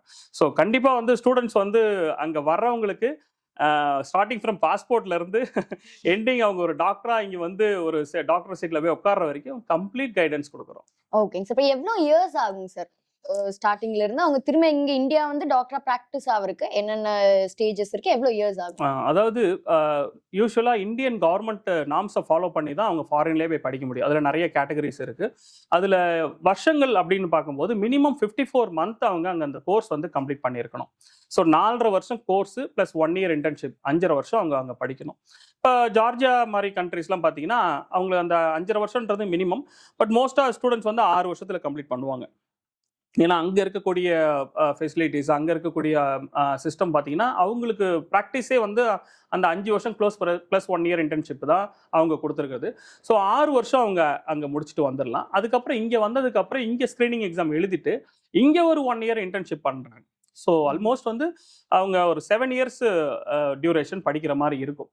ஆனால் இதில் என்னென்னா நிறைய பேரண்ட் வந்து என்னென்னா இந்தியாவில் படித்தா அவங்களுக்கு 5.5 வருஷம் 6 வருஷத்தில் முடிஞ்சிருது, ஃபாரின்ல போனால் 7 வருஷம் ஆகுது அப்படின்ற மாதிரி ஃபீல் பண்ணுறாங்க. அது கிடையவே கிடையாது. என்னன்னா இப்போ டாக்டர் அப்படின்னும் போது அவங்க ப்ராக்டிஸ் பண்ண தான் அவங்களுக்கு நிறைய நாலேஜ் வந்து கெயின் ஆகும். இப்போ இந்தியன் கவர்மெண்ட் அதனால தான் நீங்கள் ஃபாரின்ல படிக்கணும், அங்கேயும் 1 இயர் இன்டர்ன்ஷிப் பண்ணணும், இந்தியா வந்ததுக்கப்புறம் நீங்கள் எக்ஸாம் முடிச்சுட்டு இங்கே 1 இயர் இன்டர்ன்ஷிப் பண்ணணும்னு சொல்கிறதே இந்தியன் கவர்மெண்ட் தான். இப்போ ஜார்ஜியாவில் இது ரூல்ஸ் கிடையாது, நீங்கள் அங்கே வந்து கம்பல்சரி இன்டர்ன்ஷிப் பண்ணணும் அப்படின்றது ரூல்ஸ் கிடையாது. இந்தியன் கவர்மெண்ட் ரூல்ஸை ஃபாலோ பண்ணி தான் அங்கேயே வந்து ஸ்டூடெண்ட்ஸ் வந்து இந்த இன்டர்ன்ஷிப் 1 இயர் எக்ஸ்ட்ரா பண்ணுறாங்க. ஸோ 1 இயர் இன்டர்ன்ஷிப் அங்கே, இங்கே 1 இயர் இன்டர்ன்ஷிப் பண்ணும்போது 2 வருஷம் அவங்களுக்கு மிகப்பெரிய ஒரு நாலேஜ் கெயின் ஆகும். ஸோ அவங்களுக்கு சக்ஸஸ்ஃபுல் டாக்டர் ஆகிறதுக்கு அது பெரிய பாசிபிலிட்டிஸாக இருக்கும். டாக்டருங்கிறது ரிட்டையர்மெண்ட் ஏஜ்லாம் ஒன்றும் கிடையாது. ஸோ அவங்க லைஃப் லாங் அவங்க ஒர்க் பண்ண போகிறாங்க. அதில் ஒரு வருஷமோ 6 மாசமோ அவங்க எக்ஸ்ட்ரா படிக்கிறதுல ஒன்றும் பெரிய தவறே கிடையாது. ஸோ பேரண்ட்ஸ் அந்த மென்டாலிட்டிலேருந்து கொஞ்சம் வெளியில் வந்து ஸோ அவங்க ப்ராக்டிஸில் இருக்கிறாங்க. 4.5 வருஷமோ 5 வருஷமோ கோர்ஸ் கம்ப்ளீட் பண்ணிடுறாங்க. அதுக்கப்புறம் அவங்க இருக்கிறது ஃபுல்லாகவுமே ப்ராக்டிஸ் தான். ஸோ அந்த ப்ராக்டிஸில் இருக்கும்பொழுது அவங்களுக்கு நாலேஜ் கெய்னிங் வந்து நிறையா இருக்கும். ஸோ டோட்டலாக பார்த்தீங்கன்னா முன்னாடிலாம் 6 வருஷம் தான், 5 வருஷம் கோர்ஸ் எய்தர் அங்கே இன்டர்ன்ஷிப் பண்ணணும் இல்லை இந்தியாவில் இன்டர்ன்ஷிப் பண்ணணும்னு இருந்தது. 2022க்கு நியூ ரூல்ஸ்க்கு அப்புறம், new gazette Indian government announce பண்ணதுக்கு அப்புறம் இந்தியன் கவர்மெண்ட்டே அங்கே 1 இயர், இந்தியாவில் 1 இயர் இன்டர்ன்ஷிப் பண்ணணுன்றதை கம்பல்சரி பண்ணியிருக்காங்க. அதனால 7 இயர்ஸ் அவங்க கம்ப்ளீட் பண்ணுறதுக்கு ஆகும். ஓகேங்க சார். சார் இப்போ ஃபீஸ் ஸ்ட்ரக்சர் அப்படிங்கும்போது இந்தியாவில் படிக்கிறதுக்கும் அப்ராட்ல போய் படிக்கிறதுக்கும் எந்த அளவுக்கு டிஃபரன்ஸ் இருக்குங்க சார்? பெரிய டிஃப்ரென்ஸுங்க. ஃபர்ஸ்ட் காரணம் அவங்க வெளியில் போய் படிக்கணும்னு நாங்கள் சொல்கிறதுக்கு காரணமே இதுதான். ஈவன் அஃபோர்டபுள் பேரண்ட்ஸாக இருந்தால் கூட, இப்போ இந்தியாவில் நான் முன்னாடியே சொன்னேன், ஸோ இங்கே வந்து கேட்டகரி ஸ்டார்டிங் ஃப்ரம் 18,000 ஒரு கவர்மெண்ட் மெடிக்கல் காலேஜில் வெறும் 18,000 ஃபீஸ் கட்டி படிக்கிறதுலேருந்து ப்ரைவேட் இன்ஸ்டியூஷன், அதாவது டீம்டு யூனிவர்சிட்டியில் 30 லட்ச ரூபா வருஷ ஃபீஸ் வரைக்கும் இங்கே காலேஜஸ் இருக்கு. ஸோ அப்போ இவங்களுக்கு வந்து இந்த ஃபீஸ் கட்டக்கூடிய, அதாவது நார்மலாக ஒரு 5 lakhs வரைக்கும் எல்லாமே அஃபோர்ட் பண்ணுவாங்க. இந்த 5 lakh ஃபீஸ் ஸ்ட்ரக்சர் இருக்கிறது பார்த்தீங்கன்னா அப்ராக்சிமேட்டாக ஒரு 3,500 சீட்டு கவர்மெண்ட் சீட்ஸு ப்ளஸ் ஒரு 3,000 சீட்ஸ் வந்து ப்ரைவேட் காலேஜில் கவர்மெண்ட் கோட்டா. இந்த கேட்டகரி பார்த்தீங்கன்னா 18,000ல இருந்து ஸ்டார்ட் பண்ணி ஆல்மோஸ்ட் ஒரு 4-5 lakhs வரைக்கும் இருக்கும். இதை வந்து ஈஸியாக நம்ம பேரண்ட்ஸ் வந்து உள்ளே போயிடுவாங்க. ப்ரைவேட் காலேஜஸில் மேனேஜ்மெண்ட் கோட்டா அப்படின்னு போகும்போது 12 lakhsலேருந்து 18 lakhs வரைக்கும் இருக்கும். அதுக்கு மேலே அதுலேயே என்ஆர்ஐ கோட்டா, நான் ரெசிடென்ட்ஸ் இருக்காங்க இல்லையா, அவங்க வர்ற சீட்ஸ் பார்த்தீங்கன்னா 23 lakhs வரைக்கும் இருக்கும். இது பிரைவேட் யூனிவர்சிட்டி, அதாவது கவர்மெண்ட் யூனிவர்சிட்டி கீழே இருக்கக்கூடிய பிரைவேட் காலேஜஸ். இதே டீம்டு யூனிவர்சிட்டிஸ், அதாவது ஃபுல் பிரைவேட் யூனிவர்சிட்டிஸ்ன்னு பார்த்தீங்கன்னா ஸ்டார்டிங் ஃபீஸே 19 லட்சம் 20 லட்சம். அப்போ உங்களுக்கு 20 லட்ச ரூபாய் அப்படின்னும் போது டோட்டல் பேக்கேஜ் 1 crore மேலே தான் உங்களுக்கு செலவாகும். இதை அஃபோர்ட் பண்ண முடியாத பேரண்ட்ஸ், எனக்கு வருஷத்துக்கு ஒரு 5 லட்ச ரூபா தான் செலவு பண்ண முடியும், ஆனால் அந்த 5 லட்ச ரூபா கேட்டகரியில் எனக்கு இந்தியாவில் சீட் கிடைக்கல அப்படின்றவங்க தாராளமாக ஃபாரினில் போய் எம்பிபிஎஸ் படிக்கலாம். ஸோ ஃபாரினில் உங்களுக்கு starting from 5 lakhs, yearly average 5 lakhsலேருந்து அதிகபட்சம் ஒரு 8 லட்சம் 8.5 லட்சத்துக்குள்ளேயே உங்களுக்கு ஒரு வருஷத்துக்கான ஃபீஸு இன்க்ளூடிங் அக்காமடேஷன் ஃபுட்டோட சேர்த்து சொல்கிறேன். ஸோ நான் இங்கே சொன்னது எல்லாமே ஒன்லி ஃபீஸு, அங்கே ஃபுட் அண்ட் அக்காமடேஷன் சேர்த்தே உங்களுக்கு 5 லட்ச ரூபாயிலேருந்து இருக்குது. ஸோ அது defence upon the university. So affordable, அதாவது ஃபீஸ் வந்து உங்களுக்கு நாமினலாக இருக்குது இல்லை அஃபோர்டபுளாக இருக்குன்றதுக்காக எஜுகேஷனில் எந்த குறையுமே நம்ம சொல்ல முடியாது. ஏன்னா அவங்க கண்ட்ரியில் அந்த எஜுகேஷனுக்கான டிமாண்ட் அப்படி கிடையாது. இப்போ இங்கே ஏன் இவ்வளோ ஃபீஸ் வாங்குறாங்கன்னா, இங்கே மெடிக்கல் படிக்கணும்னு ஆர்வம் இருக்கிறவங்க அதிகமாக இருக்காங்க. ஸோ அவங்க வந்து they are ready to pay. அதனால அந்த ஃபீஸ் ஸ்ட்ரக்சர் இன்க்ரீஸ் ஆகிட்டே போயிட்டு இருக்கு. பட் அங்கே அப்படி கிடையாது. அங்கே வந்து equally importance for every subjects. நீங்கள் இன்ஜினியரிங் படித்தாலும் சரி, இல்லை வந்து மெடிசன் படித்தாலும், அக்கௌண்ட்ஸ் படித்தாலும், பிஸ்னஸ் படித்தாலும், எது படித்தாலும் அதுக்குன்னு ஒரு ப்ரொஃபஷனல் கோர்ஸுக்குன்னு ஒரு வேல்யூ இருக்கும். அந்த கோர்ஸுக்கு ஈக்குவலி சேலரி இல்லை ஈக்குவலி பிஸ்னஸ் பண்ணுற ஏர்னிங்ஸ் வந்து இருக்கும். அதனால அவங்க மெடிக்கல் இம்பார்ட்டன்ஸ் அதிகம் கொடுக்கறதில்ல. ஆனால் இந்தியாவில் அப்படி கிடையாது. இந்தியாவில் வந்து உங்களுக்கு மெடிக்கல் படிக்கிறதுக்கான ஆர்வம் அதிகமாக இருக்கிறதுனால அதனுடைய ஃபீஸ் ஸ்ட்ரக்சர்ஸ் அதிகமாக இருக்குது. ஸோ கம்பல்சரி இந்தியாவில் ஒரு 5லேருந்து ஒரு 6 லட்சம் 7 லட்சம் செலவு பண்ணுறதுன்னா இந்தியாவில் அவங்க தாராளமாக படிக்கலாம். இல்லைன்னா இந்த அதிக ஃபீஸ் கொடுத்து படிக்கிறதுன்றது என்னை பொறுத்த வரைக்கும் அது தேவையில்லாத ஒன்று. இதை விட குவாலிட்டி ஆஃப் எஜுகேஷன்ஸ் அதிகமாக, இதை விட இன்னும் டெக்னாலஜிஸ் வைஸ் அதிகமாக இருக்கக்கூடிய இன்ஸ்டிடியூஷனில் ரொம்ப கம்மியான ஃபீஸ்லேயே அவங்க வந்து அஃபோர்டபுள் ஃபீஸ்லேயே வந்து படிக்க முடியும். ஸோ அதுக்கு எக்ஸாம்பிள் ஜார்ஜியா அண்ட் உஸ்பெகிஸ்தான் இந்த மாதிரி கண்ட்ரீஸில் பெரிய பெரிய இன்ஸ்டிடியூஷன், லைக் உஸ்பெகிஸ்தான்லாம் எடுத்துக்கிட்டோம்னா கிட்டத்தட்ட 106 வருஷம் ஓல்டு இன்ஸ்டிடியூஷன். இப்போ 106 வருஷம் ஓல்டு அப்படின்னா அவங்களுக்குன்னு ஒரு லெஜசி, எத்தனை பேஷண்ட்ஸ் பார்த்துருப்பாங்க அந்த இன்ஸ்டிடியூஷனில், எவ்வளவு ஸ்டூடெண்ட்ஸ் உருவாகியிருப்பாங்க, எவ்வளோ பேர் இன்னைக்கு யூஎஸ்ல டாக்டராக இருக்காங்க, அங்கே படிச்சுட்டு யூஎஸ்ல போய் டாக்டராக இருக்காங்க. ஸோ இந்த மாதிரி நிறைய விஷயம் இருக்குது. ஸோ கண்டிப்பாக ஒரு மினிமம் ஃபீஸில் ஃபாரினில் போய் தாராளமாக, இங்கே நம்ம 20 lakhs per year செலவு பண்ணுறதை விட ஃபாரினில் போய் அதை விட இன்னும் குவாலிட்டி ஆஃப் எஜுகேஷனை கம்மியான ஃபீஸ்லேயே அவங்க படிக்க முடியும். ஓகேங்க சார். சார் இப்போ ஜார்ஜியா மாதிரியான கண்ட்ரீஸ் எல்லாமே வந்து இந்தியன் ஃபுட் அப்படிங்கிறது எந்த அளவுக்கு அக்சசிபிளாக இருக்குங்க சார்? ஏன்னா அது ஒரு மெயின் விஷயம், இந்தியன் ஃபுட் அண்ட் அக்காமடேஷனுமே. ஸோ அது எந்த அளவுக்கு அக்சசிபிளாக இருக்குது, நம்ம எந்த அளவுக்கு சப்போர்ட் பண்ணுறோம்? இது ஆக்சுவலாக ஸ்டூடெண்ட் மட்டும் இல்லைங்க, நாங்களுமே இதை ஃபஸ்ட்டு எங்களுக்கு அது ஒரு பெரிய சேலஞ்சாக தான் இருந்தது. ஸ்டார்டிங் ஸ்டேஜஸ் நான் சொல்கிறது ஒரு 10 வருஷத்துக்கு முன்னாடிலாம் நாங்கள் அட்மிஷன்ஸ் ஸ்டார்ட் பண்ண டைம்லலாம் காலேஜ் நல்லா சூஸ் பண்ணிட்டோம், காலேஜில் அட்மிஷன் போட்டோம், ஸ்டூடெண்ட்ஸ் போயிட்டாங்க. அங்கே போய் அவங்க கொடுக்குற ஃபீட்பேக் என்னன்னா, சார் காலேஜ் நல்லா இருக்குது, எஜுகேஷன் நல்லா இருக்குது, எல்லாம் ஓகே, பட் ஃபுட் அண்ட் அக்காமடேஷனுக்கு நாங்கள் ரொம்ப சிரமப்படுறோம், எஸ்பெஷலி ஃபுட்டுக்கு நாங்கள் ரொம்ப கஷ்டப்படுறோம், இங்கே நம்ம ஃபுட்டு பெருசாக கிடைக்கிறதில்ல, நாங்கள் சமைச்சு சாப்பிட்டுட்டு காலேஜுக்கு போகிறதுக்கும் பெரிய டைமிங் அதெல்லாம் இருக்குது அப்படின்ற மாதிரி ஸ்டார்டிங் இயர்ஸில் எங்களுக்குமே பெரிய ஃபீட்பேக். அதை வச்சுதான் அதுக்கு அடுத்தடுத்த வருஷங்கள்ல நாங்க யோசிச்சு அங்க போய் ஹாஸ்டல் ஸ்டார்ட் பண்ணி மெஸ் ஸ்டார்ட் பண்ணி நம்ம இந்தியன் ஃபுட்டே கொடுக்க ஆரம்பிச்சோம். இப்போ எக்ஸ்பெஷலி தமிழ்நாடு ஃபுட்டு இந்தியாவில இருந்து ஃபுட்டு கொடுக்க, ஐ மீன் இந்தியா ஓவரால் இந்தியன் ஸ்டூடெண்ட்ஸ்னு கொடுக்கறது போக இப்போ தமிழ்நாடு சவுத் இந்தியான்னு தனியா பிரிச்சு அவங்களுக்கு இட்லி தோசையில இருந்து எல்லாமே நம்ம தமிழ்நாட்டில் நம்ம வீட்டில் அவங்க வீட்டில் எப்படி சாப்பிடுவாங்களோ அதே மாதிரியான ஃபுட்டை இங்க இருந்து சமையல் பீப்புள்ஸ்லாம் கொண்டு போயிட்டு அங்க ஒரு பெரிய டீமே வச்சு டெய்லி நாங்க 3 வேளையே சாப்பாடு கொடுத்துட்டு இருக்கோம். அவங்க என்ன சாப்பிட்றாங்க அப்படிங்கிறத பேரண்ட்ஸுக்கு குரூப்ல நாங்க வந்து டெய்லி ஒரு வேலைக்கு என்ன சாப்பிட்றாங்க அப்படின்றத குரூப்ல போறோம். இது வந்து பேரண்ட்ஸ் இங்க இருந்து அனுப்பிடுறாங்க, பிள்ளை சாப்பிட்டுச்சா, என்ன பண்றாங்க, எப்படி இருக்காங்க, அவங்க லைஃப் ஸ்டைல் எப்படி இருக்கும், நிறைய கேள்வி இருக்குங்க. ஸோ அவங்க அதை கண்ணால பார்க்கும்போது ஓகே இன்னைக்கு மத்தியானம் இதுதான், இன்னைக்கு மத்தியானம் இவங்க சிக்கன் பிரியாணி சாப்பிட்டாங்க, இன்னைக்கு மத்தியானம் சாம்பார் சாதம் சாப்பிட்டாங்க அப்படின்னு அவங்க அந்த போட்டோ பார்க்கும்போது அவங்களுக்கு ஒரு ஹாப்பி. ஸோ அவங்க வந்து ஒரு ஓகே புள்ள சாப்பிட்டாங்க அப்படின்ற ஒரு திருப்தி கிடைக்குது. என்னதான் ஸ்டூடெண்ட் ஃபோன்ல சொல்லுவாங்க, இருந்தாலும் அவங்க நேரில் பார்க்கும்போது ஒரு பெரிய இது இருக்கும். ஸோ கண்டிப்பாக ஃபுட் அண்ட் அகாமடேஷன்ஸ் இப்போ இருக்கிற காலகட்டங்களில் நிறைய இன்ஸ்டிடியூஷன் நிறைய காலேஜஸ்ல பண்ணாலும் எங்க மூலியமா போடுற ஸ்டூடெண்ட்ஸுக்கு 100% அதுல எந்தவித குறையும் இல்லாம பாத்துக்கிறோம். நிறைய அதுக்காக நாங்க மெனக்கெட்டு இருக்கோம். இங்க இருந்து கண்டெய்னர் வச்சு இதெல்லாம் அந்த வெசல்ஸ்லாம் இருக்கு இல்லைங்களா, குக்கிங் வெசல்ஸ், தோசைகள், அதெல்லாம் இங்க இருந்து கண்டெய்னர்ல கொண்டு போயிருக்கோம். ஸோ அந்த மாதிரி நாங்க நிறைய மெனக்கெட்டு நிறைய வேலைகள் செஞ்சோம். ஏன்னா கிட்டத்தட்ட இந்தியா முழுக்க எங்க இந்த இன்ஸ்டிடியூஷன்ல வந்து பாத்தீங்கன்னா ஆல்மோஸ்ட் 2300 ஸ்டூடெண்ட்ஸ் படிக்கிறாங்க. So north, south, Kerala, Andhra, கர்நாடகான்னு எல்லா ஸ்டேட்ல இருந்தும் ஸ்டூடெண்ட்ஸ் இருக்காங்க. தமிழ்நாட்டில இருந்து மட்டும் கிட்டத்தட்ட 500 ஸ்டூடெண்ட்ஸ் இங்க படிக்கிறாங்க. ஸோ அப்போ பாத்துங்க, இப்போ பெரிய ஒரு மேசிவ் க்ரௌட். அவங்க எல்லாருக்கும் 3 வேளை நம்ம சாப்பாடு கொடுக்கணும்னா 24/7 ஒர்க் பண்ற மாதிரி தான் அது. ஸோ ஷிஃப்ட் போட்டு அதுக்குன்னு பீப்புள்ஸ் வச்சு நம்ம கம்ப்ளீட்டா கொடுத்துட்டு இருக்கோம். Great sir. சார் இந்த ஃபீஸ் ஸ்ட்ரக்சர் பத்தி பேசினால தோன்றது என்னன்னா, நிறைய பேர் வந்து லோன் எடுத்து தான் எம்பிபிஎஸ் அப்ராட்ல படிக்கணும். ஸோ லோன் எடுக்கிறது வந்து அட்வைசபிளாங்க சார், உங்களோட கருத்து? Advisable depends upon the parent background இல்லையா. ஸோ அவங்க ஒரு சில பேருக்கு வந்து அவங்க மந்த்லி சேலரிட்டாக இருப்பாங்க, அவங்களுக்கு வந்து கம்ப்ளீட்டாக ஃபுல் ஃபீஸை உடனே கட்ட முடியாது. ஸோ அந்த மாதிரி இருக்கிறவங்க கண்டிப்பாக லோன் போகலாம், அதில் ஒன்றும் மாற்றமே கிடையாது. ஒரு சில பேர் வந்து அவங்க இன்ட்ரெஸ்ட் பே பண்ண வேண்டிய அவசியம் இருக்காது, அவங்கள்ட்டே அமௌண்ட்ஸ் இருக்கும். ஸோ அவங்க வந்து லோன் போக வேண்டிய அவசியம் இல்லை. ஆனால் என்னை பொறுத்த வரைக்கும் என்னென்னா, லோன் போகும்போது இவங்களுக்கு என்ன பெரிய ப்ளஸ் அப்படின்னா, இவங்க வந்து இன்ஸ்டிடியூஷன்ஸ் பத்தி அனலைஸ் பண்றாங்களோ இல்லையோ, பேங்கர்ஸ் வந்து இன்ஸ்டிடியூஷன் பத்தி அனலைஸ் பண்ணுவாங்க. ஸோ இந்த யூனிவர்சிட்டி பர்டிகுலரா வேர்ல்டு ஹெல்த் ஆர்கனைசேஷன், உலக சுகாதார மையத்தால் அங்கீகரிக்கப்பட்டிருக்கா அப்படின்னு பார்ப்பாங்க. அவங்க வந்து WFME சொல்லுவாங்க, world federation of medical education அப்படின்னு சொல்லிட்டு ஒரு பெரிய லிஸ்டே இருக்கு. அதுல வேர்ல்டு வைடு எந்தெந்த கண்ட்ரில என்னென்ன இன்ஸ்டிடியூஷன் ரெகக்னைஸ்ட் அப்படின்னு சொல்லிட்டு அதில் லிஸ்ட் அவுட் பண்ணியிருப்பாங்க. ஸோ இந்த மாதிரி இன்ஸ்டிடியூஷன்ஸ் டீட்டெயில்ஸ் எல்லாம் அப்படி இருக்கிறத முதல்ல பேங்கர்ஸ் வந்து ஃபர்ஸ்ட் பார்ப்பாங்க. வேர்ல்டு வைடு அந்த யூனிவர்சிட்டி என்ன ரேங்க்ல இருக்கு, இதுக்கு முன்னாடி அந்த இன்ஸ்டிடியூஷன்ஸை லோன் வாங்கியிருக்காங்களா, அங்கே படித்து வந்த ஸ்டூடெண்ட்ஸ் இங்கே டாக்டராக இருக்காங்களா, இதெல்லாம் வந்து ஸ்டூடெண்ட் பேரண்ட்ஸ் வந்து பார்க்குறாங்களோ இல்லையோ, பேங்கர்ஸ் வந்து பார்க்குறாங்க. ஸோ அப்போ நம்ம இன்ஸ்டிடியூஷன்ஸு மேக்ஸிமம் ஸ்டூடெண்ட்ஸ் வந்து எஜுகேஷன் லோன் எடுக்கிறாங்க. ஸோ இதில் என்ன பேரண்ட்ஸுக்கு நம்ம கொடுக்குற அட்வைஸ் என்னன்னா, எஜுகேஷன் லோன் எடுக்கலாம், தாராளமாக எடுக்கலாம், தப்பே இல்லை. பட் அந்த இன்ட்ரெஸ்ட்டை மட்டும் அவங்க அந்த மந்த்லி வைஸ் இல்லை இயர்லி வைஸ் அவங்க கட்டிக்கிட்டே வந்தாங்க அப்படின்னா, கோர்ஸ் முடிக்கும் போது ஸ்டூடெண்ட்ஸ்க்கு அது ஒரு பெரிய பர்டனாக இருக்காது. ஸோ ஒரு பிரின்சிபல் அமௌண்ட் மட்டும் இருக்கும், அதை அவங்க இஎம்ஐயா கன்வெர்ட் பண்ணி ஈஸியாக அவங்க பே பண்ணிக்க முடியும். ஸோ பேங்க் லோன் அப்படிங்கிறது டிபெண்ட்ஸ் அப்பான் த பர்சன்ஸ்.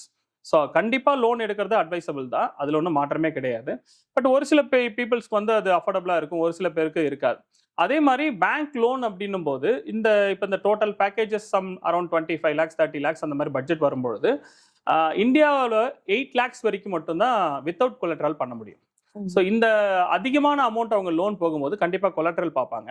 அப்படி இல்லைன்னா அவங்களுடைய ஃபினான்ஸ் பேக்ரவுண்ட் எப்படி இருக்குது, அதாவது அவங்களுடைய சிபில் எப்படி இருக்குது, அவங்க இது வரைக்கும் லோன் எப்படி பே பண்ணியிருக்காங்க, சேலரி ரேட்டா, அவங்க என்ன சேலரி வாங்குறாங்க, இந்த மாதிரியான இன்ஃபர்மேஷன்ஸ்லாம் பார்த்து தான் எஜுகேஷன் லோன் கிடைக்கும். ஸோ அதுக்கும் நாங்கள் சப்போர்ட் பண்ணுறோம். ஸோ ஸ்டூடெண்ட்ஸ் வைஸ் அவங்க எந்த ஏரியாவில் இருக்கிறாங்க, எந்த மாதிரியான ஜோனில் இருக்காங்க, அங்கே எந்த பேங்க்கில் ஈஸியாக கிடைக்கும். ஸோ மேக்ஸிமம் எல்லா நேஷனலைஸ் பேங்க், எல்லா ப்ரைவேட் பேங்க்ஸ்லையுமே எஜுகேஷன் லோன் நம்ம ஸ்டூடெண்ட்ஸ், நம்ம இன்ஸ்டிடியூஷனில் படிக்கிற ஸ்டூடெண்ட்ஸ் வாங்கியிருக்காங்க. Okay sir. சார் இப்போ ஏஜென்சிஸ்ங்கும் போது நிறைய ஏஜென்சிஸ் இருக்காங்க, நிறைய பேர் வந்து அப்ராட் எம்பிபிஎஸ் வந்து ரெஃபர் பண்றாங்க. இதனால வந்து பேரண்ட்ஸுக்கே ஒரு சின்ன பயம் இருக்கு மனசுக்குள்ள, எந்த ஏஜென்சி நம்ம சூஸ் பண்ணணும், நம்ம ஐயோ எதுவும் தப்பாயிடக்கூடாது, அவங்க ஹார்ட் ஏர்ன்ட் மணி வேஸ்ட் ஆயிடக்கூடாதுலாம். ஸோ ஒரு ஸ்டூடெண்ட் இல்ல பேரண்ட் வந்து ஒரு ஏஜென்சி குறிப்பா சூஸ் பண்ணும்போது அவங்க பார்க்க வேண்டிய விஷயம் என்ன, அண்ட் அவங்க பயப்பட தேவையில்லை அப்படிங்கிற அளவுக்கு அஷ்யூர் பண்ற அளவுக்கு நம்ம அண்ணாமலையார் எஜுகேஷனல் ட்ரஸ்ட்ல இருந்து என்ன ப்ரொவைட் பண்றோம்? ஒவ்வொரு வருஷமுமே பேரண்ட்ஸ் வந்து புதுசாக தான் வர்றாங்க. இப்போ ஒரு வீட்டில் ஒரு 12th படிக்கிற குழந்தை இருக்குது அப்படின்னா அடுத்து மேபி ஒரு ஸ்டூடெண்ட் அவங்க வீட்டிலேருந்து உடனே வரலாம். இல்லை அப்படின்னா கண்டிப்பாக ஒரு வீட்டில் ஒரு ஸ்டூடெண்ட்டு தான் ஒவ்வொரு வருஷமும் வர்றதுக்கான சான்சஸ் இருக்குது. ஸோ ஒவ்வொரு வருஷமும் புதுசாக பேரண்ட்ஸ் வர்றதுனால அவங்க வந்து ஒரே ஆளை திரும்பிலாம் ஃபாலோ பண்ணுறதுக்கான சான்சஸ் கிடையாது. கண்டிப்பாக நிறைய பேர்கிட்ட போவாங்க, நிறைய ஏஜென்ட்ஸ் போய் பார்ப்பாங்க, நிறைய கன்சல்டன்ட் போய் பார்ப்பாங்க. ஸோ அவங்க பேசிக்காக பார்க்க வேண்டிய விஷயம் என்ன அப்படின்னா முதல்ல எத்தனை வருஷம், ஸோ அவங்க வந்து இந்த ஃபீல்டில் எத்தனை வருஷம் இருக்கிறாங்க. ஸோ அவங்க பேசும்போது அவங்களுடைய இதை வச்சு தெரிஞ்சுக்கலாம். இப்போ நிறைய பீப்புள்ஸ் வந்து வேறு கண்ட்ரிஸ் பண்ணியிருப்பாங்க, இப்போ இந்த கண்ட்ரிஸ்க்கு புதுசாக வந்திருப்பாங்க. ஸோ அந்த மாதிரி நிறைய இஷ்யூஸ் இருக்குது. ஃபஸ்ட்டு அவங்க என்ன இயர் ஆஃப் எஸ்டாப்ளிஷ்மெண்ட் என்ன அப்படிங்கிறத கண்டிப்பாக பேரண்ட்ஸ் பார்க்கணும். அதுக்கு அடுத்தது அவங்களுடைய சர்வீசஸ், அவங்க எண்ட் டு எண்ட் சர்வீஸ் கொடுக்குறாங்களா, இல்லை ஜஸ்ட்டு அவங்க வந்து ஏர்போர்ட்டில் அட்மிஷன் பண்ணி விசா வாங்கி ஏர்போர்ட்டில் அனுப்பிட்டாங்கன்னா அதோட அவங்க வேலை முடிஞ்சிருச்சுன்னு விட்டுடுறாங்களா அப்படிங்கிறதையும் பார்க்கணும். இப்போ 90% கன்சல்டன்ட்ஸ் வந்து அப்படி தான் பண்ணுவாங்க. ஏன்னா ஒன்ஸ் அவங்க ஒரு ஸ்டூடெண்ட் கவுன்சிலிங் பண்ணி அட்மிஷன்ஸ் எடுக்கிறாங்க அப்படின்னா அவங்களுக்கு அட்மிஷன்ஸ் போட்டு அவங்களுக்கு விசா எடுத்து கொடுத்து டிக்கெட் எடுத்து கொடுத்து அவங்கள அனுப்பிட்டா வேலை முடிஞ்சிருச்சு அப்படின்னு தான் நினைக்கிறாங்க. பட் அது அப்படி இல்லை. ஸோ அங்கே போனதுக்கப்புறம் தான் அவங்களுக்கு நிறைய சேலஞ்சஸ் இருக்குது. அதை ஃபேஸ் பண்ணுறது அவங்களுக்கு பெரிய கஷ்டம். அதை வந்து பேரண்ட் பார்க்கணும். அவங்களுக்கு அங்கே என்ன பேக்ரவுண்ட் இருக்குது, அவங்க அந்த கண்ட்ரியில் என்ன பேக்கப் வச்சுருக்காங்க, அதெல்லாம் அவங்க வந்து கண்டிப்பாக பேரண்ட்ஸ் வந்து அனலைஸ் பண்ணணும். இது எல்லாத்துக்கும் மேலே ஸ்டூடெண்ட்ஸ் வந்து அந்த இதுக்கு முன்னாடி படிச்சிருக்கிற ஸ்டூடெண்ட்ஸு அவங்க மூலயமா சேர்ந்துருக்கிற ஸ்டூடெண்ட்ஸோடைய ரெஃபரன்ஸ் கேட்கணும். ஸோ எல்லா பேரண்ட்ஸுமே கண்டிப்பாக தன்னுடைய குழந்தை நல்லா இருக்கணும்னு தான் பார்ப்பாங்க. அது மட்டும் இல்லாமல் வேற குழந்தைங்க அந்த எஜுகேஷனல் இன்ஸ்டிடியூஷனுக்கு வரும்பொழுது அங்கே இருக்கிற நிறை குறைய அந்த பேரண்ட் தான் சொல்லுவாங்க, ஓல்டு பேரண்ட் தான் சொல்லுவாங்க. ஸோ பேரண்ட் ரெஃபரன்ஸ்ன்றது ரொம்ப முக்கியம். நீங்கள் எந்த ஏஜென்ட்ஸ் கிட்ட போனாலும் அவங்க கிட்ட தாராளமாக சார் ஒரு ஸ்டூடெண்ட் ஏற்கனவே படிக்கிற ஸ்டூடெண்ட்ஸோட நம்பர் கொடுங்க, இல்லை அந்த இன்ஸ்டிடியூஷனில் இவங்களுக்கு தெரிஞ்ச ஸ்டூடெண்ட்ஸ் யாராவது படித்தாங்கன்னா அவங்கக்கிட்டேயும் இவங்க வந்து ஃபீட்பேக் கேட்கலாம். ஸோ அந்த மாதிரி ஃபீட்பேக் கேட்டு அவங்க ஸ்டூடெண்ட்ஸ் வந்து எல்லா விஷயமும் அவங்களுக்கு சாட்டிஸ்ஃபையாக இருந்தால் மட்டும்தான் அவங்க ஜாயின் பண்ணணும்.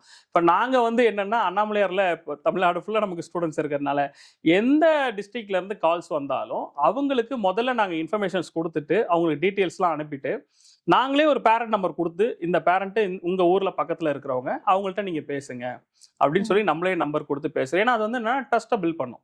ஸோ இது வந்து ஃபுல் அண்ட் ஃபுல் வந்து அவங்களுக்கு குழந்தையோட வாழ்க்கை. ஸோ நம்ம ஒர்க் பண்ணுறதே ரொம்ப சென்சிபிளான ஏரியாவில் நம்ம ஒர்க் பண்ணுறோம். ஸோ கண்டிப்பாக அவங்களுக்கு வந்து எந்த வித ஃப்ளோஸும் இல்லாமல் எந்த வித தவறும் நடந்துடாமல் இந்த கம்ப்ளீட்டாக அவங்க முடிச்சுட்டு வர வரைக்கும் அவங்களுக்கு எல்லா கைடன்ஸும் நம்ம பண்ணணும். ஸோ இதுதான் மற்றவங்களுக்கும் அண்ணாமலையாருக்குமான வித்தியாசம்.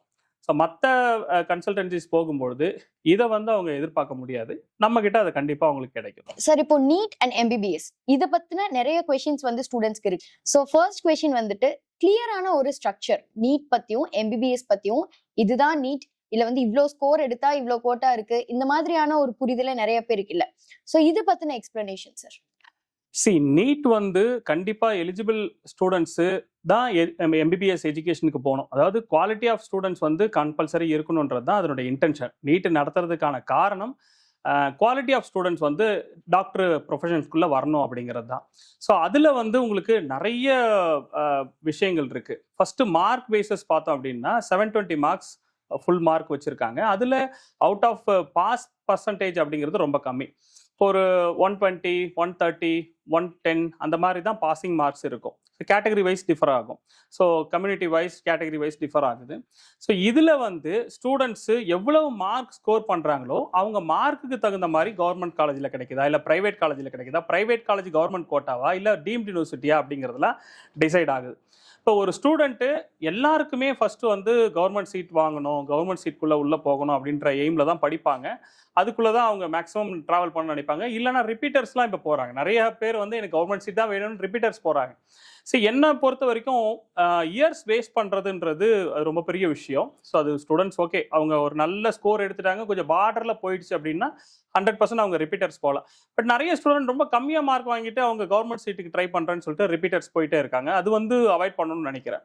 ஸோ ரெண்டாவது, ஸ்டூடெண்ட்ஸ் பொறுத்த வரைக்கும் பாஸ் பண்ணிட்டாலே டாக்டர் ஆகலாம், இந்த மைண்ட் செட்டுக்கு ஃபஸ்ட்டு அவங்க வரணும். ஸோ எனக்கு வந்து என்னென்னா, நான் நீட்டு பாஸ் பண்ணிட்டேன் அப்படின்னா எனக்கு டாக்டர் ஆகிற குவாலிஃபிகேஷன் இருக்குது, நான் வந்து டாக்டர் ஆகிறது, பேரண்ட்ஸும் சரி, நம்ம குழந்தை நீட்டு பாஸ் பண்ணிட்டா ஓகே, இந்த ஸ்டூடெண்ட்டுக்கு அதை தான் அவங்களும் ஃபிக்ஸ் பண்ணுறாங்க. கவர்மெண்ட் ஏன் அதை வந்து பாசிங் மார்க்ஸ்னு ஃபிக்ஸ் பண்ணுறாங்கன்னா, அந்த மார்க் எடுத்தவங்க டாக்டர் ஆகிறதுக்கான தகுதி அவங்களுக்கு இருக்குன்றத கவர்மெண்ட்டே முடிவு பண்ணிடுறாங்க. ஸோ 100% அங்கேருந்தே அவங்களுடைய மெடிக்கல் ஜர்னியை அவங்க ஸ்டார்ட் பண்ணலாம். இதில் என்ன காம்ப்ளிகேஷன்ஸ்னால், இந்தியாவில் இருக்கக்கூடிய சீட்ஸ். ஸோ நமக்கு இங்கே ரொம்ப கம்மியான சீட்ஸ் இருக்கிறதுனால மார்க் பேசஸில் தான் அவங்களுக்கு கிடைக்கும். ஈவன் அவங்க வந்து நான் 30 lakhs ஃபீஸ் பே பண்ணுறேன், இல்லை 25 lakhs நான் ஃபீஸ் பே பண்ணுறேன்னு ஃபீஸ் அமௌண்ட் கட்டுற கெப்பாசிட்டி இருந்தாலுமே அவங்க வந்து மார்க் பேசஸில் தான், கவுன்சிலிங் மூலியமாக தான் அவங்க சீட் எடுக்க முடியும். ஸோ முன்னெல்லாம் பார்த்தீங்கன்னா மேனேஜ்மெண்ட் கோட்டா தனியாக இருக்கும், அதுக்கு கவுன்சிலிங்கே இருக்காது. அவங்க பேரண்ட்ஸ் அண்ட் ஸ்டூடெண்ட்ஸ் என்ன பண்ணுவாங்க, டைரெக்டாக மார்க் ஸ்கோரிங் பேஸ் பண்ணி அவங்க அந்த பர்டிகுலர் இன்ஸ்டியூஷன் ஏதாவது ஒரு என்ட்ரன்ஸ் கண்டக்ட் பண்ணுவாங்க, இல்லை டைரெக்டாக போய் கூட அட்மிஷன்ஸ் பண்ணிக்கலாம் பிஃபோர். இப்போ நீட்டு வந்ததுக்கப்புறம் எல்லா ஸ்டூடெண்ட்ஸ், அது எல்லா கேட்டகரியுமே 100% நீட்டு மூலயமா தான் ஃபில் ஆகும். ஸோ அதை வந்து பேரண்ட்ஸ் முதல்ல தெளிவாக தெரிஞ்சுக்கணும். இன்னமும் நிறைய பேரண்ட்ஸுக்கு நிறைய ஏஜென்ட்ஸ், கன்சல்டன்சி பீப்புள்ஸ் என்ன பண்ணுறாங்க, நான் இங்கே சீட்டு வாங்கி தரேன், அங்கே சீட்டு வாங்கி தரேன்ட்டு நிறைய ஃபோர்ஜரி வேலைலாம் பண்ணுறாங்க. ஸோ நிறைய ஃபால்ஸ் இன்ஃபர்மேஷன்ஸ்லாம் கொடுத்து பேரண்ட்ஸ் நிறைய பேர் ஏமாற்றப்படுறாங்க. இதை தடுக்கணும் அப்படின்னா முதல் விஷயம், பேரண்ட் வந்து கவுன்சிலிங் மூலயமா தான் சீட் எடுக்க முடியும் அப்படிங்கிறத 100% நம்பணும்.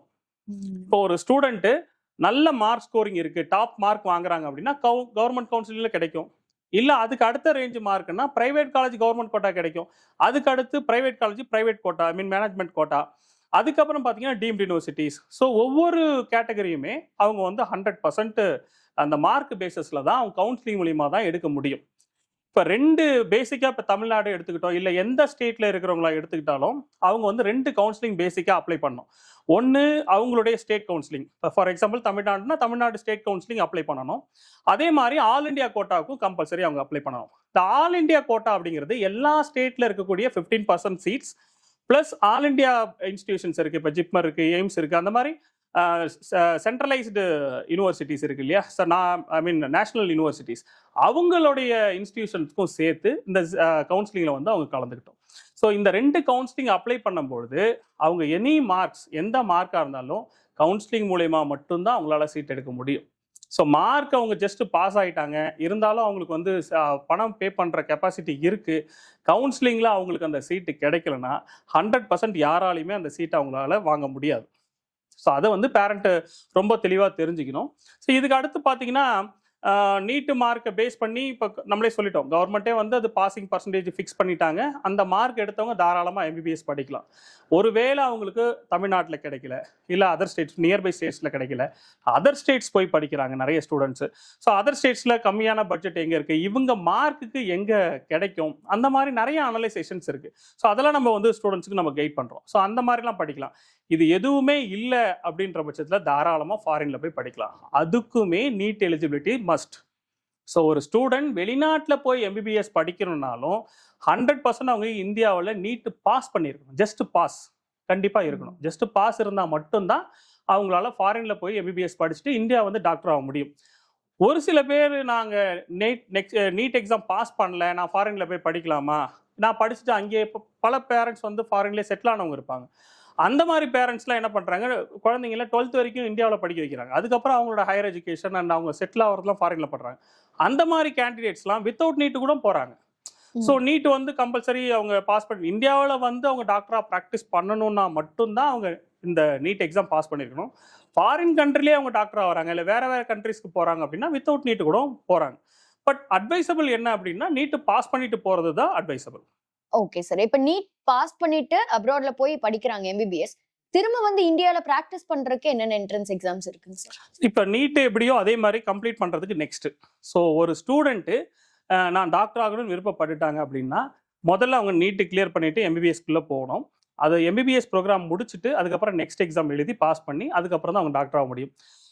ஃபாரினில், அதாவது இப்போ இந்தியன் ஸ்டூடெண்ட்ஸ், அதாவது இந்தியாவில் படிக்கிற ஸ்டூடெண்ட்ஸு, ஃபாரினில் படிக்கிற ஸ்டூடெண்ட்ஸுக்கு எல்லாருக்குமே வந்து காமனாக இந்த நெக்ஸ்ட் எக்ஸாம் கொண்டு வந்துட்டாங்க.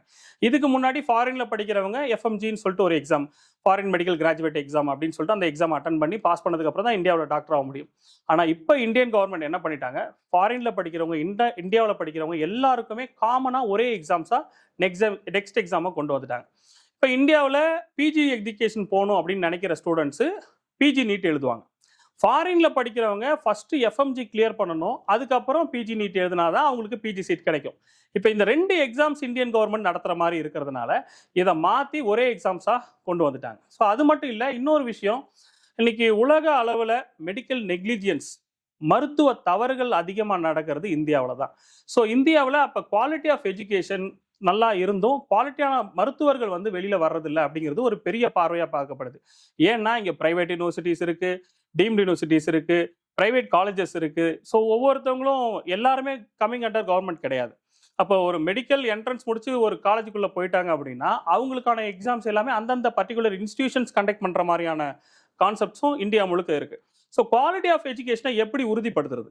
ஸோ அவங்க நல்லா தான் படிச்சிருக்காங்க அப்படிங்கிறத பார்க்கணும் அப்படின்னா 100% அவங்களுக்கு காமனாக ஒரு எக்ஸாம் தேவைப்படுது. இப்போ நீட் எப்படி இந்தியா முழுக்க காமனாக நடக்குதோ அதே மாதிரி நெக்ஸ்ட் எக்ஸாம் காமனாக வச்சு இந்தியாவிலேருந்து படிச்சுட்டு வர்ற வெளியில் வர்ற டாக்டர்ஸ், ஃபாரினில் முடிச்சுட்டு வர டாக்டர்ஸ் எல்லாருக்குமே காமன் என்ட்ரன்ஸ் எக்ஸாமாக வைக்கிறது தான் அந்த நெக்ஸ்ட் எக்ஸாம். ஸோ இந்த நெக்ஸ்ட் எக்ஸாம் 2 ஸ்டேஜில் நடத்துகிறாங்க. So next 1, next 2. ஒரு ஸ்டூடெண்ட்டு ஃபாரினில் படித்தாலும் இந்தியாவில் படித்தாலும் அவங்க நெக்ஸ்ட் 1 அட்டன் பண்ணிவிட்டு அதில் பாஸ் பண்ணி நிறைய மார்க் வாங்கினாங்கன்னா அதில் கவுன்சிலிங் மூலயமா அவங்களுக்கு பிஜி சீட் கிடைக்கும். It's common for everybody. So இந்தியாவில் படிச்சிருந்தாலும் ஃபாரினில் படிச்சிருந்தாலும் இந்தியன் சிட்டிசனாக இருக்கிறதுனால அவங்களுக்கு அங்கே ஒரு காமன் ஆப்ஷன்ஸ் கொடுக்குறாங்க. ஸோ நீ முடிச்சுட்டு வந்து இந்தியாவில் நீ மேபி நீட்டில் உங்களுக்கு சீட்டு கிடைக்கலன்னு கூட நீங்கள் ஃபாரின் போயிருக்கலாம். ஆனால் இப்போ இந்தியாவில் வந்து மறுபடியும் நீங்கள் நெக்ஸ்ட் எக்ஸாம் எழுதுங்க, அதில் நிறைய மார்க் ஸ்கோர் பண்ணுங்க, அது மூலிமா பிஜி சீட்டு வாங்குங்க. பிஜி சீட்டு உள்ளே நீங்கள் போயிட்டீங்கன்னா நீங்கள் 1 இயர் எக்ஸ்ட்ரா இன்டர்ன்ஷிப்பே பண்ண தேவையில்லை. இப்போ ஃபாரினில் முடிச்சுட்டு இந்தியா வந்ததுக்கப்புறம் திரும்பி இன்டர்ன்ஷிப் பண்ணணும் இல்லையா? ஸோ அது வந்து நெக்ஸ்ட் 1 அதை டிசைட் பண்ணும். ஸோ ஜஸ்ட் அவங்க பாஸ் பண்ணிட்டாங்க ஆனால் பெரிய ஸ்கோரிங்லாம் அவங்களுக்கு பிஜி சீட் கிடைக்கல அப்படின்னா 1 இயர் அவங்க வந்து இன்டர்ன்ஷிப் போகணும். அதுக்கப்புறம் நெக்ஸ்ட் 2 அந்த 1 இயர் இன்டர்ன்ஷிப்பில் ப்ராக்டிக்கலாக அவங்க என்ன கற்றுக்கிட்டாங்களோ அதுக்கான கொஷின்ஸ் அந்த நெக்ஸ்ட் 2ல் வரும். அதை பாஸ் பண்ணாதான் அவங்க டாக்டர் ஆக முடியும். ஸோ இல்லை பிஜி சீட் அவங்களுக்கு கவுன்சிலிங்கில் கிடைச்சிருச்சு அப்படின்னா பிஜி 3 வருஷம் அவங்க முடிச்சுட்டு டேரெக்டாக பிஜி டாக்டர் அவங்க வெளியில் வர முடியும். ஏன்னா அவங்க அங்கே இன்டர்ன்ஷிப் பண்ணுறாங்க. ஸோ அந்த 3 இயர்ஸில் இந்த 1 இயர் அவங்களுக்கு ஆட் ஆகிடுது. அடிஷ்னலாக 1 இயர் அவங்க வேஸ்ட் பண்ண வேண்டிய அவசியம் இல்லை. ஸோ இந்தியன் கவர்மெண்ட் இப்போ கொண்டு வந்திருக்கிற இந்த நெக்ஸ்ட் எக்ஸாம் மூலயமா கண்டிப்பாக நிறைய பாசிட்டிவான விஷயங்கள் இருக்குது. ஸோ ஒரு ஸ்டூடெண்ட் டாக்டர் ஆகணும் அப்படின்னா முதல்ல நீட்டு பாஸ் பண்ணி கம்பல்சரி இந்தியாவில் வாய்ப்பு இருந்தால் இந்தியாவில் படிக்கலாம், இல்லைனா தாராளமாக வெளிநாட்டில் போய் படிக்கலாம். வெளிநாட்டில் முடிச்சுட்டு வந்தாலும் இந்தியாவில் படிக்கிற ஸ்டூடெண்ட்ஸ்க்கு என்ன காமன் என்ட்ரன்ஸ் எக்ஸாம்ஸ் இருக்குதோ அதே தான் அவங்களுக்கும். ஸோ அந்த எக்ஸாம் அவங்க அட்டன் பண்ணி பாஸ் பண்ணிட்டாங்க அப்படின்னா தாராளமாக இந்தியாவில் அவங்க டாக்டர் ஆகலாம். ஸோ இதுதான் கேட்டகரி. ஸோ இப்போ நெக்ஸ்ட் காமனாக இருக்கிற ஒரு கொஸ்டின் என்னன்னா, எவ்வளோ நம்பர் ஆஃப் சீட்ஸ் இருக்கு அண்ட் எவ்வளோ நம்பர் ஆஃப் இன்டேக்ஸ் இருக்கு, அந்த இன்டேக்ஸ்ல எந்த டியூரேஷன்ல இருந்து எந்த டியூரேஷன் வரைக்கும் போகணும், எப்போ ப்ரிப்பேர் பண்ண ஆரம்பிக்கணும் அப்ராட் போறதுக்கு, இதெல்லாமே ஒரு காமனான கொஸ்டினாக இருக்குங்க சார். ஸோ இதுக்கான ஆன்சர் ப்ளீஸ்.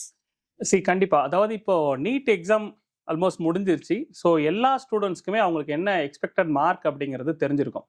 ஸோ கண்டிப்பாக இங்கே சீட் கிடைக்கிறதுக்கு வாய்ப்பு ரொம்ப குறைவாக இருக்குது அப்படின்னு நினைக்கிற குழந்தைங்க இப்போவே அவங்களோட அட்மிஷன் ப்ராசஸ் வந்து ஸ்டார்ட் பண்ணிடலாம்.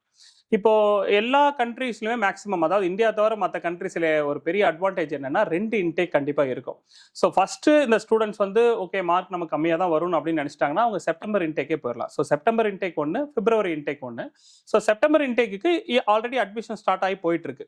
ஸோ அவங்க இப்போ இமீடியட்டாக பண்ணணும் அப்படின்னா நேராக வந்து அவங்க நம்மகிட்ட அவங்களோட அப்ளிகேஷன் சப்மிட் பண்ணி இன்டர்வியூ ஷெட்யூல் பண்ணி இன்டர்வியூ முடிச்சதுக்கப்புறம் அவங்களுக்கு காலேஜ்லேருந்து டேரெக்டாக மெயில் வரும். அதுக்கடுத்து அடுத்தடுத்த விசா ப்ராசஸ் எல்லாமே முடிச்சு செப்டம்பரில் கிளாஸ் ஸ்டார்ட் பண்ணும்போது முதல் பேட்சுக்கு அவங்க போயிட முடியும். ரெண்டாவது நிறைய ஸ்டூடெண்ட்ஸ் இங்கே லோக்கலில் பார்ப்பாங்க. ஸோ லோக்கலில் அவங்களுக்கு கிடைக்கல, டொமஸ்டிக் கிடைக்கல அப்படின்னும் பொழுது நவம்பர் டிசம்பரில் தான் அவங்களுக்கு இந்த ஃபாரின் போகிறன்ற ஒரு கன்க்ளூஷனுக்கு வருவாங்க. அதுக்கப்புறம் அவங்களுக்கு ப்ராசஸ் பண்ணும்போது பிப்ரவரி இன்டேக்கில் நம்ம அனுப்புறதுக்கான முயற்சி பண்ணலாம்.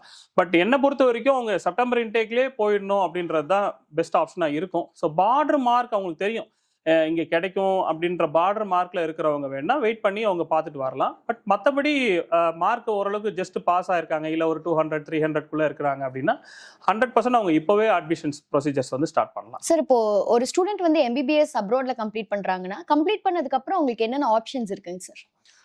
நிறைய ஆப்ஷன்ஸ் இருக்குது. ஸோ ஃபர்ஸ்ட் ஆஃப் ஆல் வந்து இந்த மாதிரி, அதாவது ஜார்ஜியா மாதிரி ஒரு கண்ட்ரியில் போய் ஸ்டூடெண்ட்ஸ் எம்பிபிஎஸ் பர்ச்சூ பண்ணுறாங்க அப்படின்னா முதல் விஷயம் யூஎஸ்எம்எல்இ கிளியர் பண்ணுறது. ஸோ நிறைய ஸ்டூடெண்ட்ஸ் வந்து யூஎஸ்எம்எல்இ எழுதி யூஎஸில் போய் டாக்டர் ஆகணும் அப்படிங்கிறத ஒரு பெரிய ஆம்பிஷனாக பார்க்குறாங்க. ஸோ அதுக்கான ஃபெசிலிட்டிஸ் அங்கே இருக்குது. ஸோ யூஎஸ்லேருந்து நிறைய டாக்டர்ஸ் வந்து அங்கே யூஎஸ்எம்எல்இக்கான கோச்சிங்ஸ் வந்து கொடுக்குறாங்க. ஸோ யூஎஸ்எம்எல்இங்கிறது ஒரு ஆப்ஷனாக இருக்கும்.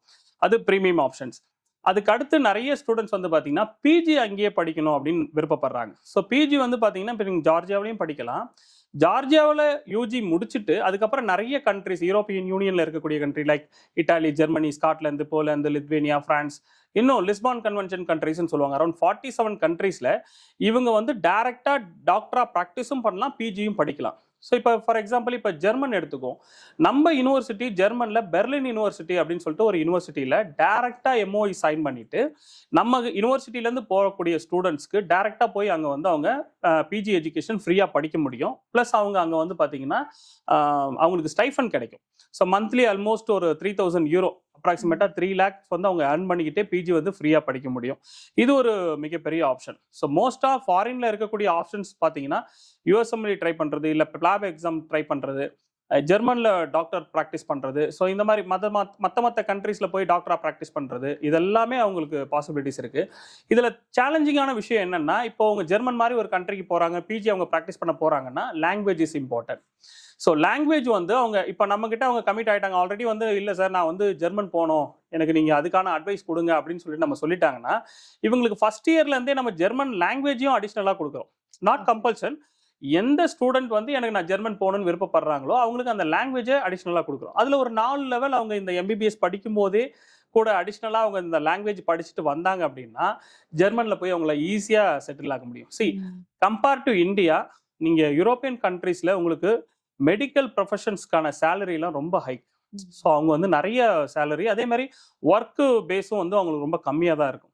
யூஎஸ்லாம் இன்னும் மேலே. ஸோ யூஎஸ்ல வந்து அவங்க வந்து லைக் விவிஐபி கேட்டகரி, அவங்களுக்கு தனியாக கார் கொடுத்துருவாங்க, ஃப்ளாட் கொடுத்துருவாங்க, ஈவன் டிரைவிங் கூட அவங்க பண்ணக்கூடாது, அவங்களுக்கு டிரைவரும் அடிஷ்னலாக கொடுத்துருவாங்க. ஸோ ஏன்னா அவங்க மோஸ்ட் ப்ரீஷியஸ் பர்சன்றதுனால அவங்க மேபி ஃபுட்டுக்கு தான் அவங்க செலவு பண்ணுற மாதிரி இருக்கும். ஸோ அதே மாதிரி அவங்க சேலரிலாம் ரொம்ப பெரிய ஹைக் இருக்கும்.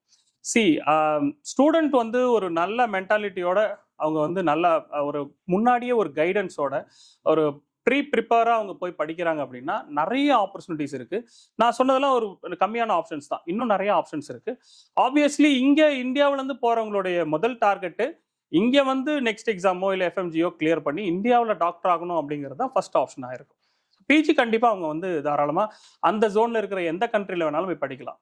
சார், இப்போ எம்பிபிஎஸ் ப்ரிப்பேர் பண்ணிட்டு இருக்க ஸ்டூடெண்ட்ஸ்க்கு, அப்ராட்ல போய் எம்பிபிஎஸ் படிக்கணும்னு நினைக்கிற ஸ்டூடெண்ட்ஸ்க்கு ப்ரீஷியஸான அட்வைஸ் அப்படின்னா உங்க சைட்ல இருந்து என்னவா இருக்கு? ப்ரீஷியஸான அட்வைஸ் அப்படிங்கிறது ஒரே அட்வைஸ் தான், படிக்கணும் படிக்கணும் படிக்கணும். எம்பிபிஎஸ் அப்படிங்கிறது ஒரு சாதாரண ப்ரொஃபஷன் இல்லை, ஒரு உயிரோட வேலை செய்ய போறாங்க. அப்படின்னும் போது அந்த ரெஸ்பான்சிபிலிட்டியை அவங்க எடுத்துக்கணும். ஈவன் நான் பேரண்ட்ஸ்க்கு சொல்றதும் அதுதான், உங்க குழந்தைகிட்ட டெய்லியும் பேசுங்க. டெய்லி பேசும்போது ஒரு விஷயத்த மறுபடியும் ரிமைண்ட் பண்ணுங்க, நீங்க உயிரோட வேலை செய்ய போறீங்க.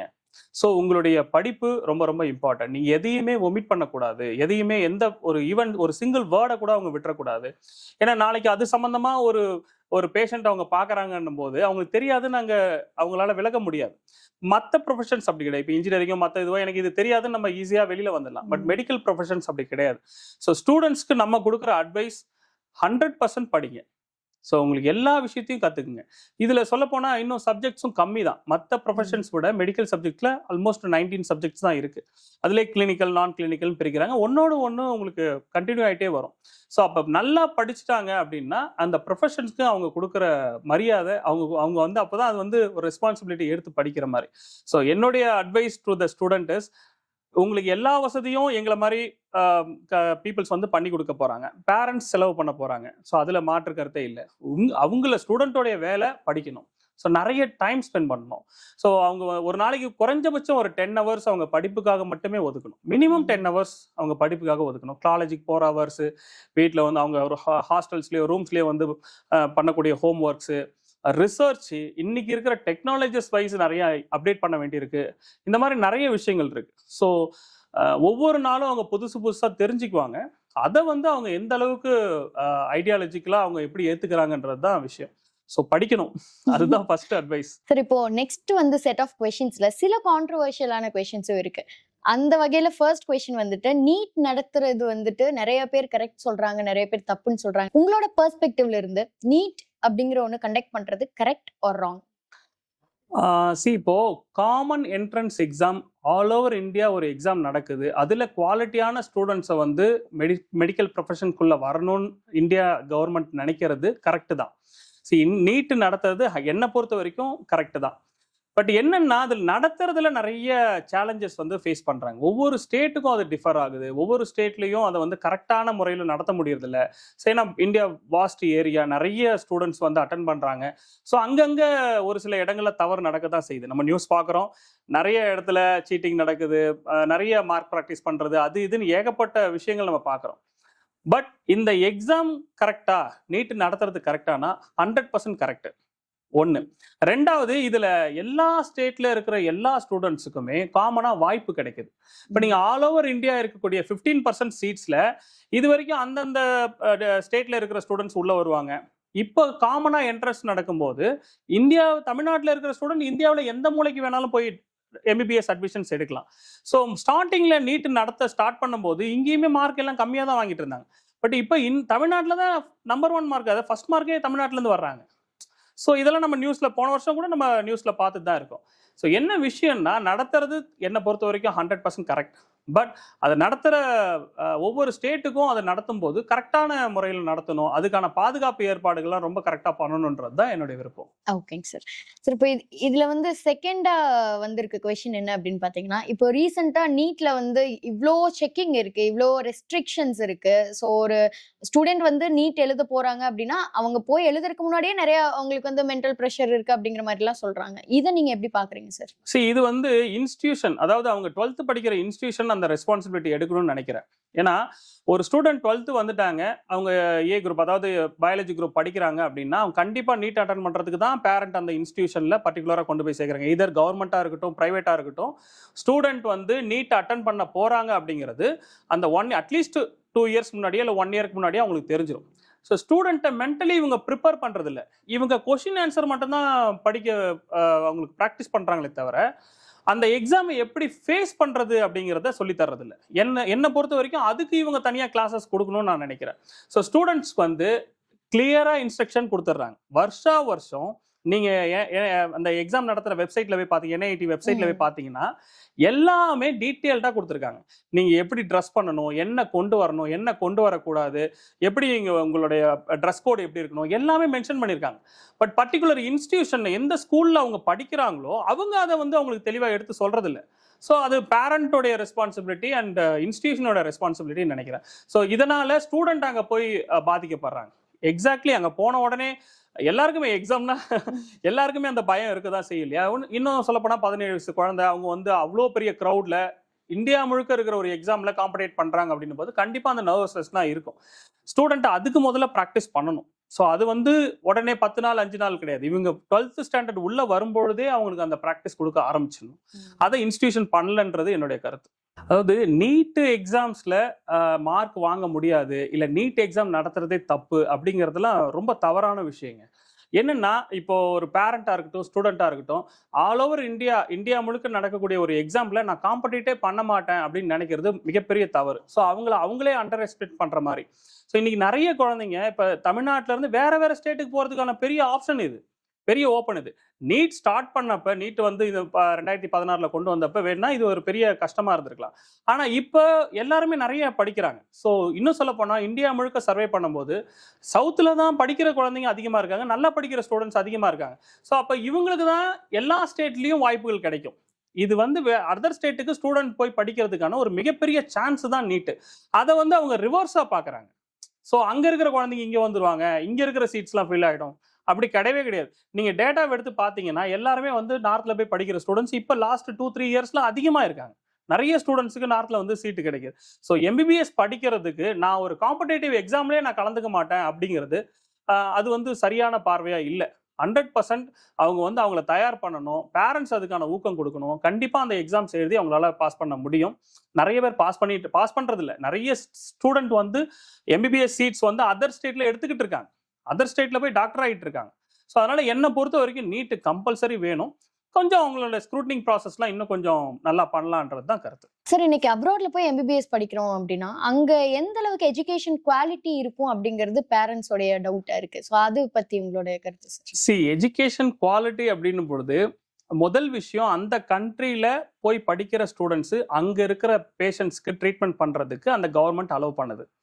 அப்படி அலோவ் பண்ற கண்ட்ரில தான் நீங்க போய் எம்பிபிஎஸ் படிக்கணும் அப்படின்னு சொல்லி இந்தியன் கவர்மெண்ட் ரூல்ஸ் கொடுத்துருக்காங்க. ஸோ எந்த கண்ட்ரில நீங்க போய் எம்பிபிஎஸ் படிக்கிறீங்களோ முதல்ல நீங்க அந்த கண்ட்ரில டாக்டர் ஆகுங்க, அதுக்கப்புறம் தான் நான் உங்களுக்கு இந்தியாவில் டாக்டர் ஆகிறதுக்கு அலோவ் பண்ணுவேன்னு இந்தியன் கவர்மெண்ட் ரொம்ப கிளியரா சொல்லிட்டாங்க. ஸோ ஒரு கண்ட்ரியில ஒரு டாக்டர் அங்க இருக்கிற பேஷண்ட்டுக்கு ட்ரீட்மெண்ட் பண்றதுக்கு அலோவ் பண்றாங்க அப்படின்னா கண்டிப்பா குவாலிட்டி ஆஃப் எஜுகேஷன் கொடுக்காம அவங்க அலோவ் பண்ண மாட்டாங்க. ஸோ முன்ன ஒரு சில கண்ட்ரிஸ்லாம் பார்த்தீங்கன்னா டிகிரி முடிப்பாங்க, இந்தியா வந்துட்டு இங்க இன்டர்ன்ஷிப் பண்ணிட்டு இங்க டாக்டர் ஆயிடுவாங்க. அந்த கண்ட்ரில அவங்க எந்த பேஷண்ட்டுக்குமே ட்ரீட்மெண்ட் பண்ணிருக்கவே மாட்டாங்க. அந்த மாதிரி சூழல்லாம் முன்னாடி இருந்துச்சு. இப்போ 2022க்கு அப்புறம் கவர்மெண்ட் ரொம்ப கிளியரா இருக்காங்க. எந்த கண்ட்ரிக்கு நீங்க எம்பிபிஎஸ் படிக்க போனாலும் முதல்ல நீங்க அந்த கண்ட்ரில ப்ராக்டிஸ் பண்ணி அங்க நீங்க டாக்டரா ஆனதுக்கு அப்புறம் தான் இந்தியாவில் வந்து நீங்க டாக்டர் ஆக முடியும். ஈவன் அங்க வந்து முதல்ல நீங்க லைசன்ஸ் வாங்கணும், மெடிக்கல் ப்ராக்டிஷனரா லைசன்ஸ் வாங்கணும் அப்படின்னு சொல்லியிருக்காங்க. ஸோ கண்டிப்பா குவாலிட்டி ஆஃப் எஜுகேஷன்ஸ் இருக்குங்க. எல்லா உலகத்துல எல்லா நாட்டிலையும் மனிதர்கள் தான், எல்லாரும் ஒரே மாதிரி ஒரே இதுதான் இருக்கு. அதே மாதிரி எஜுகேஷன் சிஸ்டமும் ஒண்ணுதான். யூஎஸோட சிலபஸ் தான் நீங்க உலகம் ஃபுல்லா, நம்ம எம்பிபிஎஸ் பாடத்திட்டம்ன்றது யூஎஸோட, அதுதான் உலகம் ஃபுல்லா ஃபாலோ பண்றோம். மேபி சப்ஜெக்ட்ஸ் மாறலாம், ஒரு சில டிசீஸ் மாறலாம், அதெல்லாம் எல்லா இடத்துலயும் இருக்கும். பட் மனித உடலுங்கிறது ஒண்ணுதான். ஸோ அதுல எந்த வித சேஞ்சஸும் கிடையாது. எந்த கண்ட்ரில நம்ம ஸ்டூடெண்ட்டை ப்ராக்டிஸ் பண்ண அலோவ் பண்றாங்களோ அந்த கண்ட்ரிக்கு அனுப்புங்க. ஸோ அங்கே போய் படிச்சுட்டு வந்தாங்க அப்படின்னா 100% அவங்க எஃபெக்டிவான டாக்டராக தான் இருப்பாங்க. அதில் ஒன்றும் குவாலிட்டியில் உங்களுக்கு எந்த சந்தேகமும் வேண்டாம்.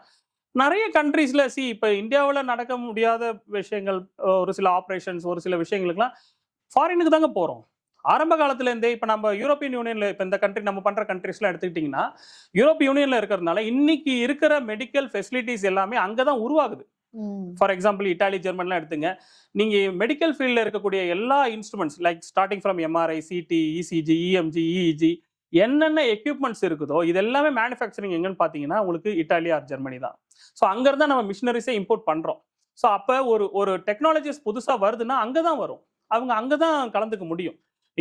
கத்திரிக்கோள் எடுத்து கட் பண்ணி ஆப்ரேஷன் பண்ண காலம் போய் லேசர்ல ஹோல்ஸ் போட்டு ஆப்ரேஷன் பண்ற அளவுக்கு இன்னைக்கு டெக்னாலஜி வளர்ந்து போச்சு. ஸோ இதெல்லாம் வந்து பாத்தீங்கன்னா ஃபாரின்ல போய் படிக்கும்போது உங்களுக்கு பெரிய அட்வான்டேஜஸ் தான். இந்தியாவில் படிக்கிறத விட நிறைய விஷயங்கள் அவங்க கத்துக்க முடியும். ஸோ குவாலிட்டி ஆஃப் எஜுகேஷன் கண்டிப்பா அப்ராட்ல இருக்கு. சார், இப்போ எல்லா ஏஜென்சிஸுமே வந்துட்டு பாசிட்டிவ்ஸ் பத்தி நிறைய சொல்றாங்க எம்பிபிஎஸ் அப்ராட்ல படிக்கிறது பத்தி. பட் அதுவே நெகட்டிவ்ஸ் அப்படின்னா என்ன சொல்லுவீங்க சார்? கண்டிப்பா பாசிட்டிவ்ஸ் இருக்குதுன்னா நெகட்டிவ்ஸும் இருக்க தான் செய்யும். நிறைய பேர் அது நீங்க சொல்ற மாதிரி யாரும் நெகட்டிவ்ஸ் பத்தி பேச மாட்டாங்க. ஏன்னா ஆப்வியஸ்லி அவங்களுக்கு ஸ்டூடெண்ட்ஸ் வந்து அங்கே அட்மிஷன்ஸ் வரணும் அப்படின்றதுக்காக. பட் நான் வந்து ஃபர்ஸ்ட் நெகட்டிவ்ஸ் தான் பேரண்ட்ஸ் கிட்ட சொல்லுவேன். நீங்க வெளியில போகும்போது, வெளியில ஃபாரின்ல போய் படிக்கும்போது என்ன சேலஞ்சஸ் ஸ்டூடெண்ட் ஃபேஸ் பண்ணுவாங்க, அதுக்கு வந்து நீங்க ஆஸ் அ பேரண்டா நீங்க என்ன கைடன்ஸ் அவங்களுக்கு கொடுக்கணும், ஸ்டூடெண்ட் எப்படி அவங்க மென்டலி எப்படி ப்ரிப்பேர் ஆகணும் அப்படிங்கிறத முன்னாடியே நான் சொல்லிடுவேன். இல்லை ஃபர்ஸ்ட் பாயிண்ட் அப்படின்னு பார்த்தீங்கன்னா, முதல்ல 12th வரைக்கும் இங்கே ஸ்டூடெண்ட்ஸ் வந்து ஒரு செட்டப்ல இருந்திருப்பாங்க. லைக் ஈவன் ஸ்கூலுக்கு கொண்டு போய் விடுறது, அவங்களுக்கு வந்து ஒரு குழந்தை மாதிரி அவங்கள பார்த்துருப்பாங்க. இப்போ அங்கே போனதுக்கப்புறம் அவங்களுடைய செல்ஃப் எல்லாம் அவங்களே தான் பார்த்துக்கணும். நம்ம என்ன கைடன்ஸ் கொடுத்தாலும், என்ன நம்ம எல்லா ப்ரிப்பரேஷன் எல்லாம் கொடுத்தாலும் அவங்க பார்த்துக்கணும். அதுக்கு மென்டலி அவங்க ப்ரிப்பேர் ஆகணும். ஓகே, நம்ம டாக்டர், நம்ம இந்த ப்ரொஃபஷனுக்குள்ளே வந்துட்டோம், இதுக்கப்புறம் நம்ம முதல்ல நம்மளை பார்த்துக்கணும். அப்போ தான் அடுத்த பேஷண்ட்டையோ மற்ற பீப்புள்ஸையோ அவங்க கேர் பண்ண முடியும். ஸோ அந்த மென்டாலிட்டி அவங்களுக்கு வரணும். அதை நாங்கள் ஃபஸ்ட்டு பார்ப்போம். இது என்ன நெகட்டிவ் அப்படின்னு பார்த்தீங்கன்னா, நிறைய பேர் இந்த மென்டாலிட்டிக்கு வரல அப்படின்னும் போது ஒரு ஹோம் சீக் ஆகி அங்கே அந்த அட்மாஸ்பியர் அவங்களுக்கு ஒத்துக்காமல் திருப்பி வர்ற பீப்புள்ஸ்லாம் நாங்கள் நிறைய மற்ற கண்ட்ரீஸில் பார்த்துருக்கோம். வந்துட்டு ஒரு 1 year கழிச்சு அவங்க ஃபீல் பண்ணிட்டு, ஆஹா நம்ம இந்த ஆப்பர்ச்சுனிட்டியை மிஸ் பண்ணிட்டுவேன்னு சொல்லிட்டு திரும்பி ரிட்டர்ன் வந்தவங்களாம் இருக்கிறாங்க. ஸோ ஃபர்ஸ்ட் விஷயம் இது ஒரு நெகட்டிவாக நான் பார்க்குறேன். ஸ்டூடெண்ட்ஸ் வந்து ஃபர்ஸ்ட் மென்டலி அவங்க ப்ரிப்பேர் ஆகணும். மென்டலி ப்ரிப்பேர் ஆகலை அப்படின்னா அது ஒரு பெரிய விஷயமா இருக்கும். அதுக்கு அடுத்து பார்த்தீங்கன்னா, ஸ்டூடெண்ட்ஸ் அங்கே போனதுக்கப்புறம் அவங்களுக்கு வந்து நான் சொன்னேன் இல்லையா, ஸோ இங்கே வந்து அவங்க ஒரு ப்ரெஷர் குக்கர் மாதிரி, எஸ்பெஷலி பாய்ஸ் அவங்கள ஒரு ப்ரெஷர் பண்ணியே வச்சிருந்துருப்பாங்க. அங்கே போனோடனே அவங்க ஒரு ஃப்ரீனஸை உணர்ந்ததுக்கு அப்புறம் நிறைய தவறுகள் பண்ண ஆரம்பிச்சிடுறாங்க. ஸோ படிக்கிறது இல்லை, அவங்க நிறைய வெளியில போய் சுத்துறது, நிறைய தப்பான விஷயங்கள்லாம் போய் இன்வால்வ் ஆகுறது, இந்த மாதிரி விஷயங்களுக்குலாம் ஸ்டூடெண்ட்ஸ் போயிடுறாங்க. ஸோ இதை எப்படி ரெக்டிஃபை பண்ணலாம் அப்படின்னா, ஸ்டூடெண்ட் பேரண்ட்ஸ் வந்து கண்டிப்பாக ஸ்டூடெண்ட்டை மானிட்டர் பண்ணணும். ஸோ அவங்க எங்கே வேணாலும் இருக்கலாம், பட் ஆஸ் அ பேரண்டாக டெய்லி ஸ்டூடெண்ட்ஸ் கிட்ட அவங்க பேசணும், என்ன பண்ணுறாங்க அப்படிங்கிறத வாட்ச் பண்ணணும். இப்போ நிறைய கன்சல்டன்சி மூலமா இது நடக்கிறது இல்லை. ஏன்னா அவங்க என்ன பண்ணுவாங்க, ஜஸ்ட் அனுப்புறதோட நிறுத்திக்கிறதுனால ஸ்டூடெண்ட்ஸை ஃபர்தராக ஃபாலோ பண்ண மாட்டாங்க. பட் நம்ம என்ன பண்ணுறோம்னா, அங்கே வந்து நம்ம ஹாஸ்டல் மெஸ் ஃபெசிலிட்டிஸ் எல்லாம் நம்ம கொடுக்கறதுனால ஒரு ட்ரையாங்கல் மாதிரி, லைக் யூனிவர்சிட்டி, நாங்கள் பேரண்ட், ஸோ எங்கள் 3 பேருக்குள்ளேயும் வந்து கம்யூனிகேஷன் இருந்துகிட்டே இருக்கும். இப்போ ஸ்டூடெண்ட்ஸ் கரெக்டாக காலேஜஸ் வரல, இர்ரெகுலராக இருக்காங்கன்னா உடனே இன்ஸ்டியூஷன் என்ன பண்ணுவாங்க, எங்களுக்கு இன்ஃபார்ம் பண்ணுவாங்க. ஈவன் பேரண்ட்டுக்கு டேரெக்டாக கூட மெயில் அனுப்புவாங்க. எங்களுக்கு இன்ஃபார்ம் பண்ணது நாங்கள் பேரண்ட்டாக டேரெக்டாக காண்டாக்ட் பண்ணி இந்த மாதிரி விஷயங்கள் இருக்கு அப்படின்னு சொல்லி பேரண்ட்டுக்கிட்ட பேசுவோம். ஸோ இதெல்லாம் ஒரு நெகட்டிவ்ங்க. ஸோ ஸ்டூடெண்ட்ஸ் போனதுக்கப்புறம் அவங்களுக்கு அங்கே வந்து அவங்க 100% எஜுகேஷனில் கான்சென்ட்ரேட் பண்ணுறாங்களா அப்படிங்கிறத பார்க்குறோம். அப்படி இல்லைன்னா கண்டிப்பாக அவங்க போய் ஃபெயிலியர் ஆயிடுறாங்க. ஸோ இதெல்லாம் வந்து நெகட்டிவ் பார்ட்ஸாக இருக்குது. எல்லாத்துக்கும் மேலே இந்த எக்ஸாம் ப்ரிப்பரேஷன். ஸோ நிறைய பேர் வந்து ஃபஸ்ட்டு 2 வருஷத்தில் படிக்கிறத பெருசாக கான்சென்ட்ரேட் பண்ணுறது இல்லைங்க. அங்கே போனதுக்கப்புறம் அவங்க வந்து என்னென்னா அந்த அங்கே இருக்கிற என்ஜாய்மெண்ட்ஸை வந்து பார்த்துட்டு படிக்கிறத விட்டுறாங்க. ஒரு செகண்ட் இயர் முடிச்சு தேர்ட் இயர் போகக்குள்ள ஒரு 20 இயர்ஸ் வரும்போது அவங்களுக்கு ஒரு மெச்சூரிட்டி வருது. அப்போ என்ன பண்ணுறாங்க, ஓகே நம்ம வந்து பேரண்ட்ஸ் செலவு பண்ணுறாங்க, நம்ம படிக்காமல் சுற்றிட்டு இருக்கிறோம், படிக்கணும் அப்படின்னு சொல்லிட்டு அதுக்கப்புறம் ஆர்வமாகி படிச்சு கிடிச்சு முடிச்சு டிகிரி வாங்கிடுறாங்க.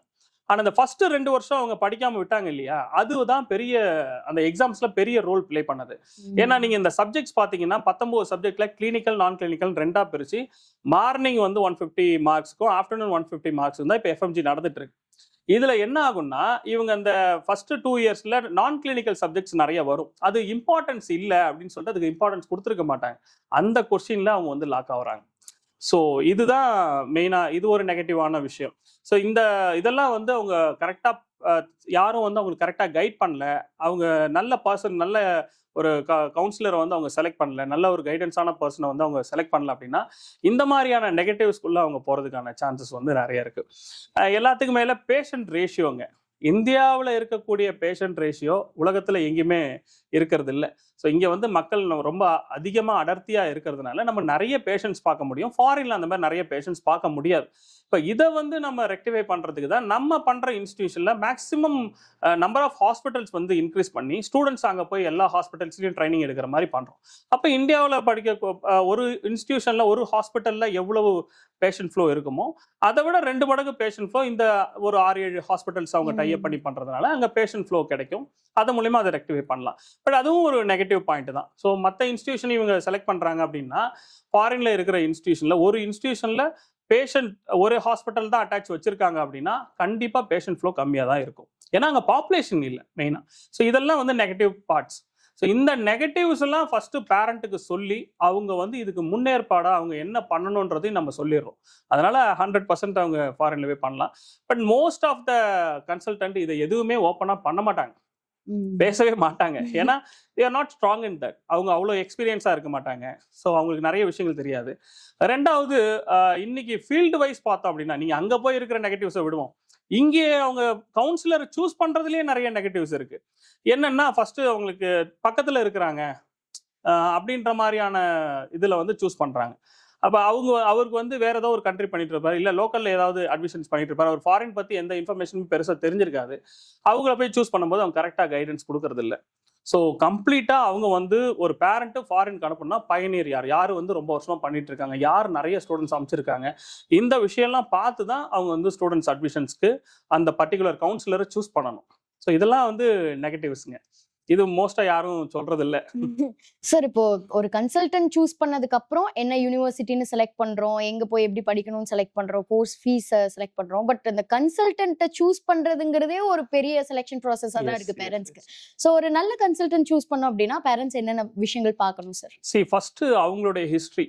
ஸோ ஒரு கன்சல்டன்ட் வந்து அவங்க ஜஸ்ட் ஒரு நோட்டீஸ்லையோ இல்லை ஒரு இதுலையோ அதாவது சோஷியல் மீடியாவிலையோ ஏதோ ஒரு விதத்தில் ஒரு கன்சல்டண்ட்டாக அவங்க பார்க்குறாங்க, அவங்கள போய் நேரில் போய் பேசுகிறாங்க அப்படிங்கும்போது ஃபஸ்ட்டு பேசும்பொழுதே அவங்களுக்கு நிறைய இன்ஃபர்மேஷன்ஸ் தெரிய வரும். அவங்க வந்து ஒரு கன்வின்சிங்காக பேசுகிறாங்க, இல்லை இவங்க கேட்குற கேள்விகளுக்கு ஒரு மாதிரி இதுவாக பதில் சொல்கிறாங்க, ஒரு டைனமோவாக பதில் சொல்கிறாங்க, ரொம்ப ஸ்ட்ராங்காக அவங்களுடைய பதில் இல்லை அப்படின்னாலே நிறைய பேரண்ட்ஸ் வந்து அனலைஸ் பண்ணி தெரிஞ்சுக்கிறாங்க. ஏன்னா இப்போ கன்சல்டண்ட்டை விட பேரண்ட்டுக்கு அவங்க குழந்தையோட லைஃப், அதனால அவங்க நிறைய சென்சிபிளான விஷயங்கள்லாம் பார்க்குறாங்க. பட் என்னை பொறுத்த வரைக்கும் பேரண்ட்டுக்கு நான் கொடுக்குற அட்வைஸ் என்னன்னா, ஃபர்ஸ்ட்டு அவங்க எந்த கன்சல்டண்ட்டை சூஸ் பண்ணாலும் முதல் விஷயம் அவங்களோட ஹிஸ்ட்ரி பார்க்கணும். இதுக்கு முன்னாடி விஷயங்களை அவங்க மூலமா அனுப்பின ஸ்டூடெண்ட் கிட்ட பேசணும், அவங்க எப்படி பண்ணுறாங்க என்ன ஏதுன்ற டீட்டெயில்ஸ் கேட்கணும். ரெண்டாவது அந்த கண்ட்ரிலையும் அந்த காலேஜஸ்லையும் இவங்களுக்கு இருக்கிற லிங்க் என்ன. அவர் இப்போ ஃபார் எக்ஸாம்பிள் ஜார்ஜியா ஒரு கன்சல்டன்ட் நான் பண்ணுறேன்னு சொல்கிறாரு, அவர் ஜார்ஜியாவே போயிருக்க மாட்டார். அந்த அந்த காலேஜே பார்த்துருக்க மாட்டார். ஆனா நான் அவர் வேற ஏதாவது நார்த் இந்தியாவிலயோ இல்ல வேற ஏதோ ஒரு சோர்ஸ்ல அந்த ஸ்டூடெண்ட் அனுப்புறதுக்காக எல்லா இன்ஃபர்மேஷன்ஸ் கொடுப்பார். பட் அவரு போய் எதையும் பார்த்துருக்க மாட்டார். அப்போ அவர் என்ன சொல்லுவார், அந்த மற்ற அவருடைய மேல இருக்கக்கூடிய ஏஜென்ட் என்ன சொல்றாங்களோ அதை வச்சே பேசிட்டு இருப்பார். ஸோ இதனால என்னன்னா பேரண்ட்டுக்கு அந்த விஷன் கண்டிப்பா கிடைக்காது. ஸோ அந்த மாதிரி பீப்புள்ஸை சூஸ் பண்ணாங்க அப்படின்னா கண்டிப்பா பேரண்ட்ஸ் வந்து ப்ராப்ளமேட்டிக்கான விஷயங்களை போய் அவங்களா போய் தேடிக்கிறது தான். ஸோ ஒரு கன்சல்டன்ட் சூஸ் பண்ணும்போது அந்த காலேஜுக்கும் இவருக்குமான நெருக்கம் என்ன, இவர் காலேஜோட டைரக்ட் டைப்ல இருக்கிறாரா, காலேஜுக்கு இவர் போயிருக்கிறாரா, காலேஜ் உள்ள இவர் போய் எல்லாத்தையும் பார்த்துருக்கிறாரா, இதெல்லாம் வந்து அவங்க பார்க்கணும். ஸோ அது ஆப்வியஸ்லி அவங்க வீடியோஸோ இல்லை ஃபோட்டோஸோ ஏதோ ஒன்று அவங்க பார்த்தாங்கன்னா அது தெரிஞ்சிட போகுது. பட் நிறைய கன்சல்டன்ட் பீப்புள்ஸ் வந்து அந்த மாதிரி போய் பார்க்கறது இல்லை. ஜஸ்ட் லைக் தட் அவங்களுக்கு பேச தெரியுன்ற ஒரே விஷயத்த வச்சுட்டு பேரண்ட்டுக்கு எல்லாமே கன்வென்சிங்காக பேசி கொடுத்துட்றாங்க. ஸோ இதை வந்து பேரண்ட் வந்து ரொம்ப நுட்பமாக பார்க்கணும். இப்போ ஒரு கன்சல்டன்ட் சூஸ் பண்ணுறாங்க இல்லை அவங்க நேரில் போய் அவங்கள பார்க்குறாங்க அப்படின்னும் போது ஒரு பேடை எடுத்து எழுதிக்கணும், எந்தெந்த கொஸ்டின் அவர்கிட்ட கேட்கணும், இதெல்லாம் பண்ணணும். அதே மாதிரி இந்த ஃபீஸில் நிறைய ஸ்கேம் நடக்குதுங்க. நிறைய கன்சல்டன்ட் என்ன பண்ணுறாங்க, கம்மியான பட்ஜெட்டுன்னு சொல்லி உள்ள வர வைக்கிறாங்க, அட்மிஷன் போட்டுறாங்க, அவங்களுக்கான கமிஷன்ஸ், அவங்களுக்கான சார்ஜஸ், அவங்களுக்கான ப்ராசஸிங் ஃபீஸ் இதெல்லாம் வாங்கிட்டு ஸ்டூடெண்ட்ஸுக்கு அட்மிஷன் போட்டு அங்கே போனதுக்கு அப்புறம் தான் அவங்களுக்கு ஃபீஸ் என்ன, எக்ஸாக்ட் ஃபீஸ் என்ன அங்கே என்ன எக்ஸ்பெண்டிச்சர்ஸ் வரும் அப்படிங்கிறதெல்லாம் அவங்களுக்கு தெரிய வரும். நிறைய கேசஸ், நிறைய பிரச்சனைங்க. ஒரு சில பேரண்ட்லாம் ஒரு பட்ஜெட்டோட அங்கே போவாங்க, அங்கே போனால் அது பெருசாக இருக்கும். ஸோ அதில் வந்து மனம் உடைஞ்சு வர்ற பேரண்ட்ஸ்லாம் நிறைய பேர் இருக்காங்க. ஸோ எந்த பேரண்ட்டாக இருந்தாலும் முதல்ல ஒரு கன்சல்டன்ட் கிட்ட போய் ஃபீஸ் ஸ்ட்ரக்சர் வாங்கி அதில் என்னென்ன ஃபீஸஸ் இருக்குது அவங்கள்ட்ட ஸ்ட்ராங்காக கேட்கணும். என்னென்ன ஃபீஸ் கட்டணும் எல்லாமே எங்களுக்கு இப்போவே இன்ஃபர்மேஷன்ஸ் ஃபுல்லாக கொடுங்க, நாங்கள் உள்ளே வந்ததுக்கப்புறம் இந்த அமௌண்ட்டு அந்த அமௌண்ட்டுன்னு எதுவும் சொல்லக்கூடாது, அதனால் கம்ப்ளீட் ஃபீஸ் ஸ்ட்ரக்சர் எங்களுக்கு வேணும். யூனிவர்சிட்டி வெப்சைட் போயிட்டு அந்த ஃபீஸ் ஸ்ட்ரக்சர்லாம் கரெக்டாக இருக்கா அப்படிங்கிறத செக் பண்ணணும். இவங்க கம்மியாக கொடுத்துருப்பாங்க, யூனிவர்சிட்டி வெப்சைட் போனாக்கா அது வேற ஃபீஸ் இருக்கும். ஸோ அந்த மாதிரியான இஷ்யூஸ்லாம் இருக்குது. ஸோ கன்சல்டன்ட் சூஸ் பண்ணும்போது பேரண்ட்டு ரொம்ப கிளியராக இருக்கணும். ஏன்னா அங்கே அவங்க வந்து 100% ஒரு நல்ல பர்சனை செலக்ட் பண்ணிட்டாங்க அப்படின்னா அதுக்கப்புறம் அந்த குழந்தை 6 வருஷம் படிச்சுட்டு வர்றதுல ஒரு பெரிய டாஸ்கே அவங்களுக்கு இருக்காது. அங்கதான் அவங்க வந்து பெருசா ஒர்க் அவுட் பண்ணணும்னு நினைக்கிறேன். Okay, thank you sir. இப்போ நம்ம எம்பிபிஎஸ் அண்ட் நீட் பத்தி முடிஞ்ச அளவுக்கு நம்ம மேக்ஸிமம் கொஸ்டின்ஸ் இப்போ கவர் பண்ணிட்டோம். அண்ட் ஃபைனலி அண்ணாமலையார் எஜுகேஷன் ட்ரஸ்ட்ல நம்ம என்ன பண்ணிட்டு இருக்கோம் அண்ட் அப்ராட் எம்பிபிஎஸ் பத்தி நம்ம என்னென்ன அளவுக்கு வந்துட்டு சர்வீசஸ் ப்ரொவைட் பண்ணிட்டு இருக்கோம், எந்த அளவுக்கு சப்போர்ட் கொடுத்துருக்கோம் அப்படிங்கிற விஷயம் எல்லாமே நம்ம தெரிஞ்சுக்கலாம். Few words please sir about it. Annamalaiyar education வந்து மெயினா ஸ்டார்ட் பண்ணது ஸ்டூடெண்ட்ஸ்க்கான அட்மிஷன் கைடன்ஸ். ஸோ நிறைய பேர் வந்து வாய்ப்புகள் இருந்தும் வசதிகள் இருந்தும் படிக்கிறதுக்கான வழி எப்படின்னு தெரியாமல் ரொம்ப கஷ்டப்பட்டுட்டு இருக்காங்க. ஸோ நல்ல பேரண்ட், நல்ல அவங்களுக்கு ஃபினான்ஷியலாக நல்ல பேக்ரவுண்ட் இருக்கும், ஆனால் யாரை நம்புறது, யார் மூலயமா போய் அட்மிஷன் பண்ணுறது, எப்படி குழந்தைங்கள இவங்களை நம்பி அனுப்புறது, இந்த மாதிரியான விஷயங்களுக்காக நிறைய ஸ்டூடெண்ட்ஸ் வந்து ஃபாரின் போகிறத பேரண்ட்ஸ் வந்து அவாய்ட் பண்ணிடுறாங்க. பட் நாம் வந்து இத்தனை வருஷமாக நாங்கள் வந்து எங்களோட ட்ரஸ்ட்டை தான் நாங்கள் பில்ட் பண்ணியிருக்கோம். அவ்வளவு ஸ்டூடெண்ட்ஸை நம்ம அமைச்சிருக்கோம். கிட்டத்தட்ட 700க்கும் மேற்பட்ட மருத்துவர்களை ஒரு சிங்கிள் கன்சர்னாக இருந்து உருவாக்கியிருக்கோம். அதே மாதிரி இங்கே லோக்கல்லையும் நிறைய ஸ்டூடெண்ட்ஸ், நிறைய அட்மிஷன்ஸ், நம்ம ஸ்டார்டிங்லாம் பார்த்தீங்கன்னா லோக்கல் அட்மிஷன்ஸ் தான் நிறையா. பட் ஒரு 2010க்கு அப்புறம் இந்த ஃபீஸ் பேக்கேஜஸ்லாம் அதிகமானதுக்கு அப்புறம் தான் நம்ம ஃபாரின் ஸ்டார்ட் பண்ணோம். ஸோ அதில் வந்து மெயினாக அண்ணாமலையார் பண்ணுற விஷயங்களில் முக்கியமாக சொல்லணும்னா ஸ்டூடெண்ட்ஸ்க்கான ஃபுட் அண்ட் அகாமடேஷன். ஸோ எந்த கண்ட்ரி போனாலும், இப்போ நம்ம ஆல்மோஸ்ட் ஒரு 3 கண்ட்ரிஸ் நம்ம பண்ணுறோம், அங்கே வந்து அவங்களுக்கு ஃபுட் அண்ட் அகாமடேஷன்ஸ்க்கான ஏற்பாடுகளை நம்ம பண்ணுறோம். அதுதான் ரொம்ப முக்கியம். ஏன்னா ஸ்டூடெண்ட்ஸ் பொறுத்த வரைக்கும் அவங்க அங்கே போயிட்டு முதல்ல இதுவே இல்லை, அவங்க லைஃப் ஸ்டைலே ப்ராப்ளம் ஆயிடுச்சு அப்படின்னா அவங்களால சர்வை பண்ண முடியாது. ஸோ நாம் வந்து இப்போ ஜார்ஜியா எடுத்துக்கிட்டோம்னா அங்கே வந்து நம்ம ஹாஸ்டல், நம்மளுடைய ஓன் ஹாஸ்டல் ரன் பண்ணுறோம். Plus SRV, Sriram Viswa hotel, தமிழ்நாட்டிலேருந்து ஜார்ஜியாவில் போய் முதல்ல ரெஸ்டாரண்ட் ஸ்டார்ட் பண்ணி, ஸோ அங்கே வந்து நம்ம ஸ்டூடெண்ட்ஸ்க்கு 3 வேளையும் நம்ம சவுத் இந்தியன் ஃபுட்டு நம்ம கொடுக்குறோம். ஸோ இது ஒரு பெரிய விஷயம். அதுக்கப்புறம் ஸ்டூடெண்ட் முடிச்சுட்டு வந்து இந்தியாவில் எழுதக்கூடிய பரீட்சை ரொம்ப முக்கியம், அதுக்கான கோச்சிங். ஸோ ஸ்டூடெண்ட்ஸ் அங்கே படிக்கும் போதே இந்த நெக்ஸ்ட் எக்ஸாம்க்கான கோச்சிங்கை ஒரு சப்ஜெக்டாகவே நம்ம அங்கே எடுக்கிறோம். ஸோ செகண்ட் இயர்லேருந்து ஃபைனல் இயர் வரைக்கும் ஸ்க்ரீனிங் எக்ஸாம்க்கான கோச்சிங்கை ஸ்டூடெண்ட்ஸ் அங்கேயே அட்டன் பண்ணுவாங்க. அது யூனிவர்சிட்டி ஏற்பாடு பண்ணுறது இல்லை. ஸோ நம்மளே வந்து நம்ம மூலயமா சேர்ற இன்ஸ்டிடியூஷன்ஸ்க்கு நாம் வந்து அவங்கள்ட்ட பர்மிஷன்ஸ் வாங்கி ஸ்டூடெண்ட்ஸ்க்கு வந்து அங்கேயே ஸ்க்ரீனிங் எக்ஸாம்க்கான கோச்சிங்ஸ் கொடுக்குறோம். முடிச்சுட்டு வந்த ஸ்டூடெண்ட்ஸ் இங்கே வந்ததுக்கப்புறம் அவங்களுக்கு எக்ஸாம்ஸ்க்கான டீட்டெயில்ஸ், இங்கே மெடிக்கல் கவுன்சிலில் ரிஜிஸ்டர் பண்ணுறது. ஸோ டெல்லியிலையும் அவங்க ரிஜிஸ்டர் பண்ணணும், சென்னையிலையும் தமிழ்நாடு மெடிக்கல் கவுன்சிலில் அவங்க ரிஜிஸ்டர் பண்ணணும். அதுக்கப்புறம் அவங்களோட இன்டர்ன்ஷிப் பார்ட். ஸோ இன்டர்ன்ஷிப்க்கு எந்த ஏரியா போனால் அவங்களுக்கு ஈஸியாக கிடைக்கும், எங்கே அப்ளை பண்ணால் ஈஸியாக கிடைக்கும். மோஸ்ட்டாக அது வந்து கவர்மெண்ட் கொடுக்கறது தான், பட் இருந்தாலும் ப்ரைவேட் இன்ஸ்டிடியூஷன் செலக்ட் பண்ணலாம், இல்லை அதர் ஸ்டேட்ஸில் போய் செலக்ட் பண்ணலாம். ஸோ இந்த மாதிரியான இன்ஃபர்மேஷன் ஸ்டூடெண்ட்ஸ் கொடுக்குறது. ஸோ உங்களுக்கு ஸ்டார்டிங் ஃப்ரம், நான் தான் முன்னாடியே சொன்னேன் இல்லைங்களா, ஸ்டார்டிங் ஃப்ரம் பாஸ்போர்ட் எடுக்கிறதுலேருந்து ஸ்டூடெண்ட்ஸ் முடிச்சு இந்தியா வந்து டாக்டர் ஆகிற வரைக்கும் அவங்களுக்கான எல்லா சர்வீசஸும் நம்ம ப்ரொவைட் பண்ணுறோம். நோக்கம் ஒன்று தாங்க. இன்னைக்கு மருத்துவம் அப்படிங்கிறது தேவை, ரொம்ப தேவை. உலகம் ஃபுல்லாக மருத்துவர்கள் தேவைப்படுறாங்க. ஸோ WHO உலக சுகாதார மையத்தோட ரிப்போர்ட் பிரகாரம் 1:1500 சொல்கிறாங்க. ஒரு டாக்டர் 1500 பேஷண்ட்ஸ் இருக்காங்க. ஸோ இது எந்த காலத்துலையும் இதை மீட் அவுட்டே பண்ண முடியாது. அப்போ நிறைய மருத்துவர் தேவைப்படுறாங்க. ஸோ பேரண்ட்டுக்கு ஸ்டூடெண்ட்ஸ்க்கு நான் கொடுக்குற ரிக்வஸ்ட்டே அதான், தயவு செய்து மெடிசன் படிங்க. ஸோ உங்களால் முடிஞ்ச வரைக்கும் வாய்ப்பு இருக்குன்னு நினைக்கிறவங்க ஏதோ ஒரு காரணங்களுக்காக, லைக் யாரை நம்புறது, நான் சொன்னேன் இல்லைங்களா, யாரை பேஸ் பண்ணி போகிறது, எந்த போகிறது சேஃபாக இருக்குமா, இந்த மாதிரியான விஷயங்கள்லாம் மனசில் எடுத்துக்கிட்டு மெடிசன் படிக்கணுங்கிற ஆர்வத்தை விட்டுற வேண்டாம். ஸோ மெடிசன் படிக்கிறதுக்கு அவங்களுக்கு வாய்ப்பு இருந்துச்சு அப்படின்னா, எங்கள் மூலயமா அவங்க போகிறாங்க, அண்ணாமலையார் மூலயமா அவங்க வர்றாங்க அப்படின்னா 100% அவங்களுக்கு எல்லா சேஃப்டி ஆஸ்பெக்ட்ஸும் நம்ம பார்த்து அவங்க முடிச்சு இந்தியா வந்து டாக்டர் ஆகிற வரைக்கும் எல்லா உதவியும் நம்ம செய்கிறோம். இது நமக்கும் பெரிய பெனிஃபிட்ஸ் இருக்குது, ஸ்டூடெண்ட்ஸ்க்கும் நம்ம பெரிய பெனிஃபிட்ஸ் இருக்குது, சொசைட்டிக்கும் பெரிய பெனிஃபிட்ஸ் இருக்குது. சொசைட்டிக்கு நிறைய டாக்டர்ஸை நம்ம உருவாக்கி கொடுக்கலாம். Thank you so much, sir. And thank you for the viewers. I hope that this interview helps a lot of students who love to pursue MBBS and whose dream is to become a doctor. Thank you so much, and thank you, sir. Thank you.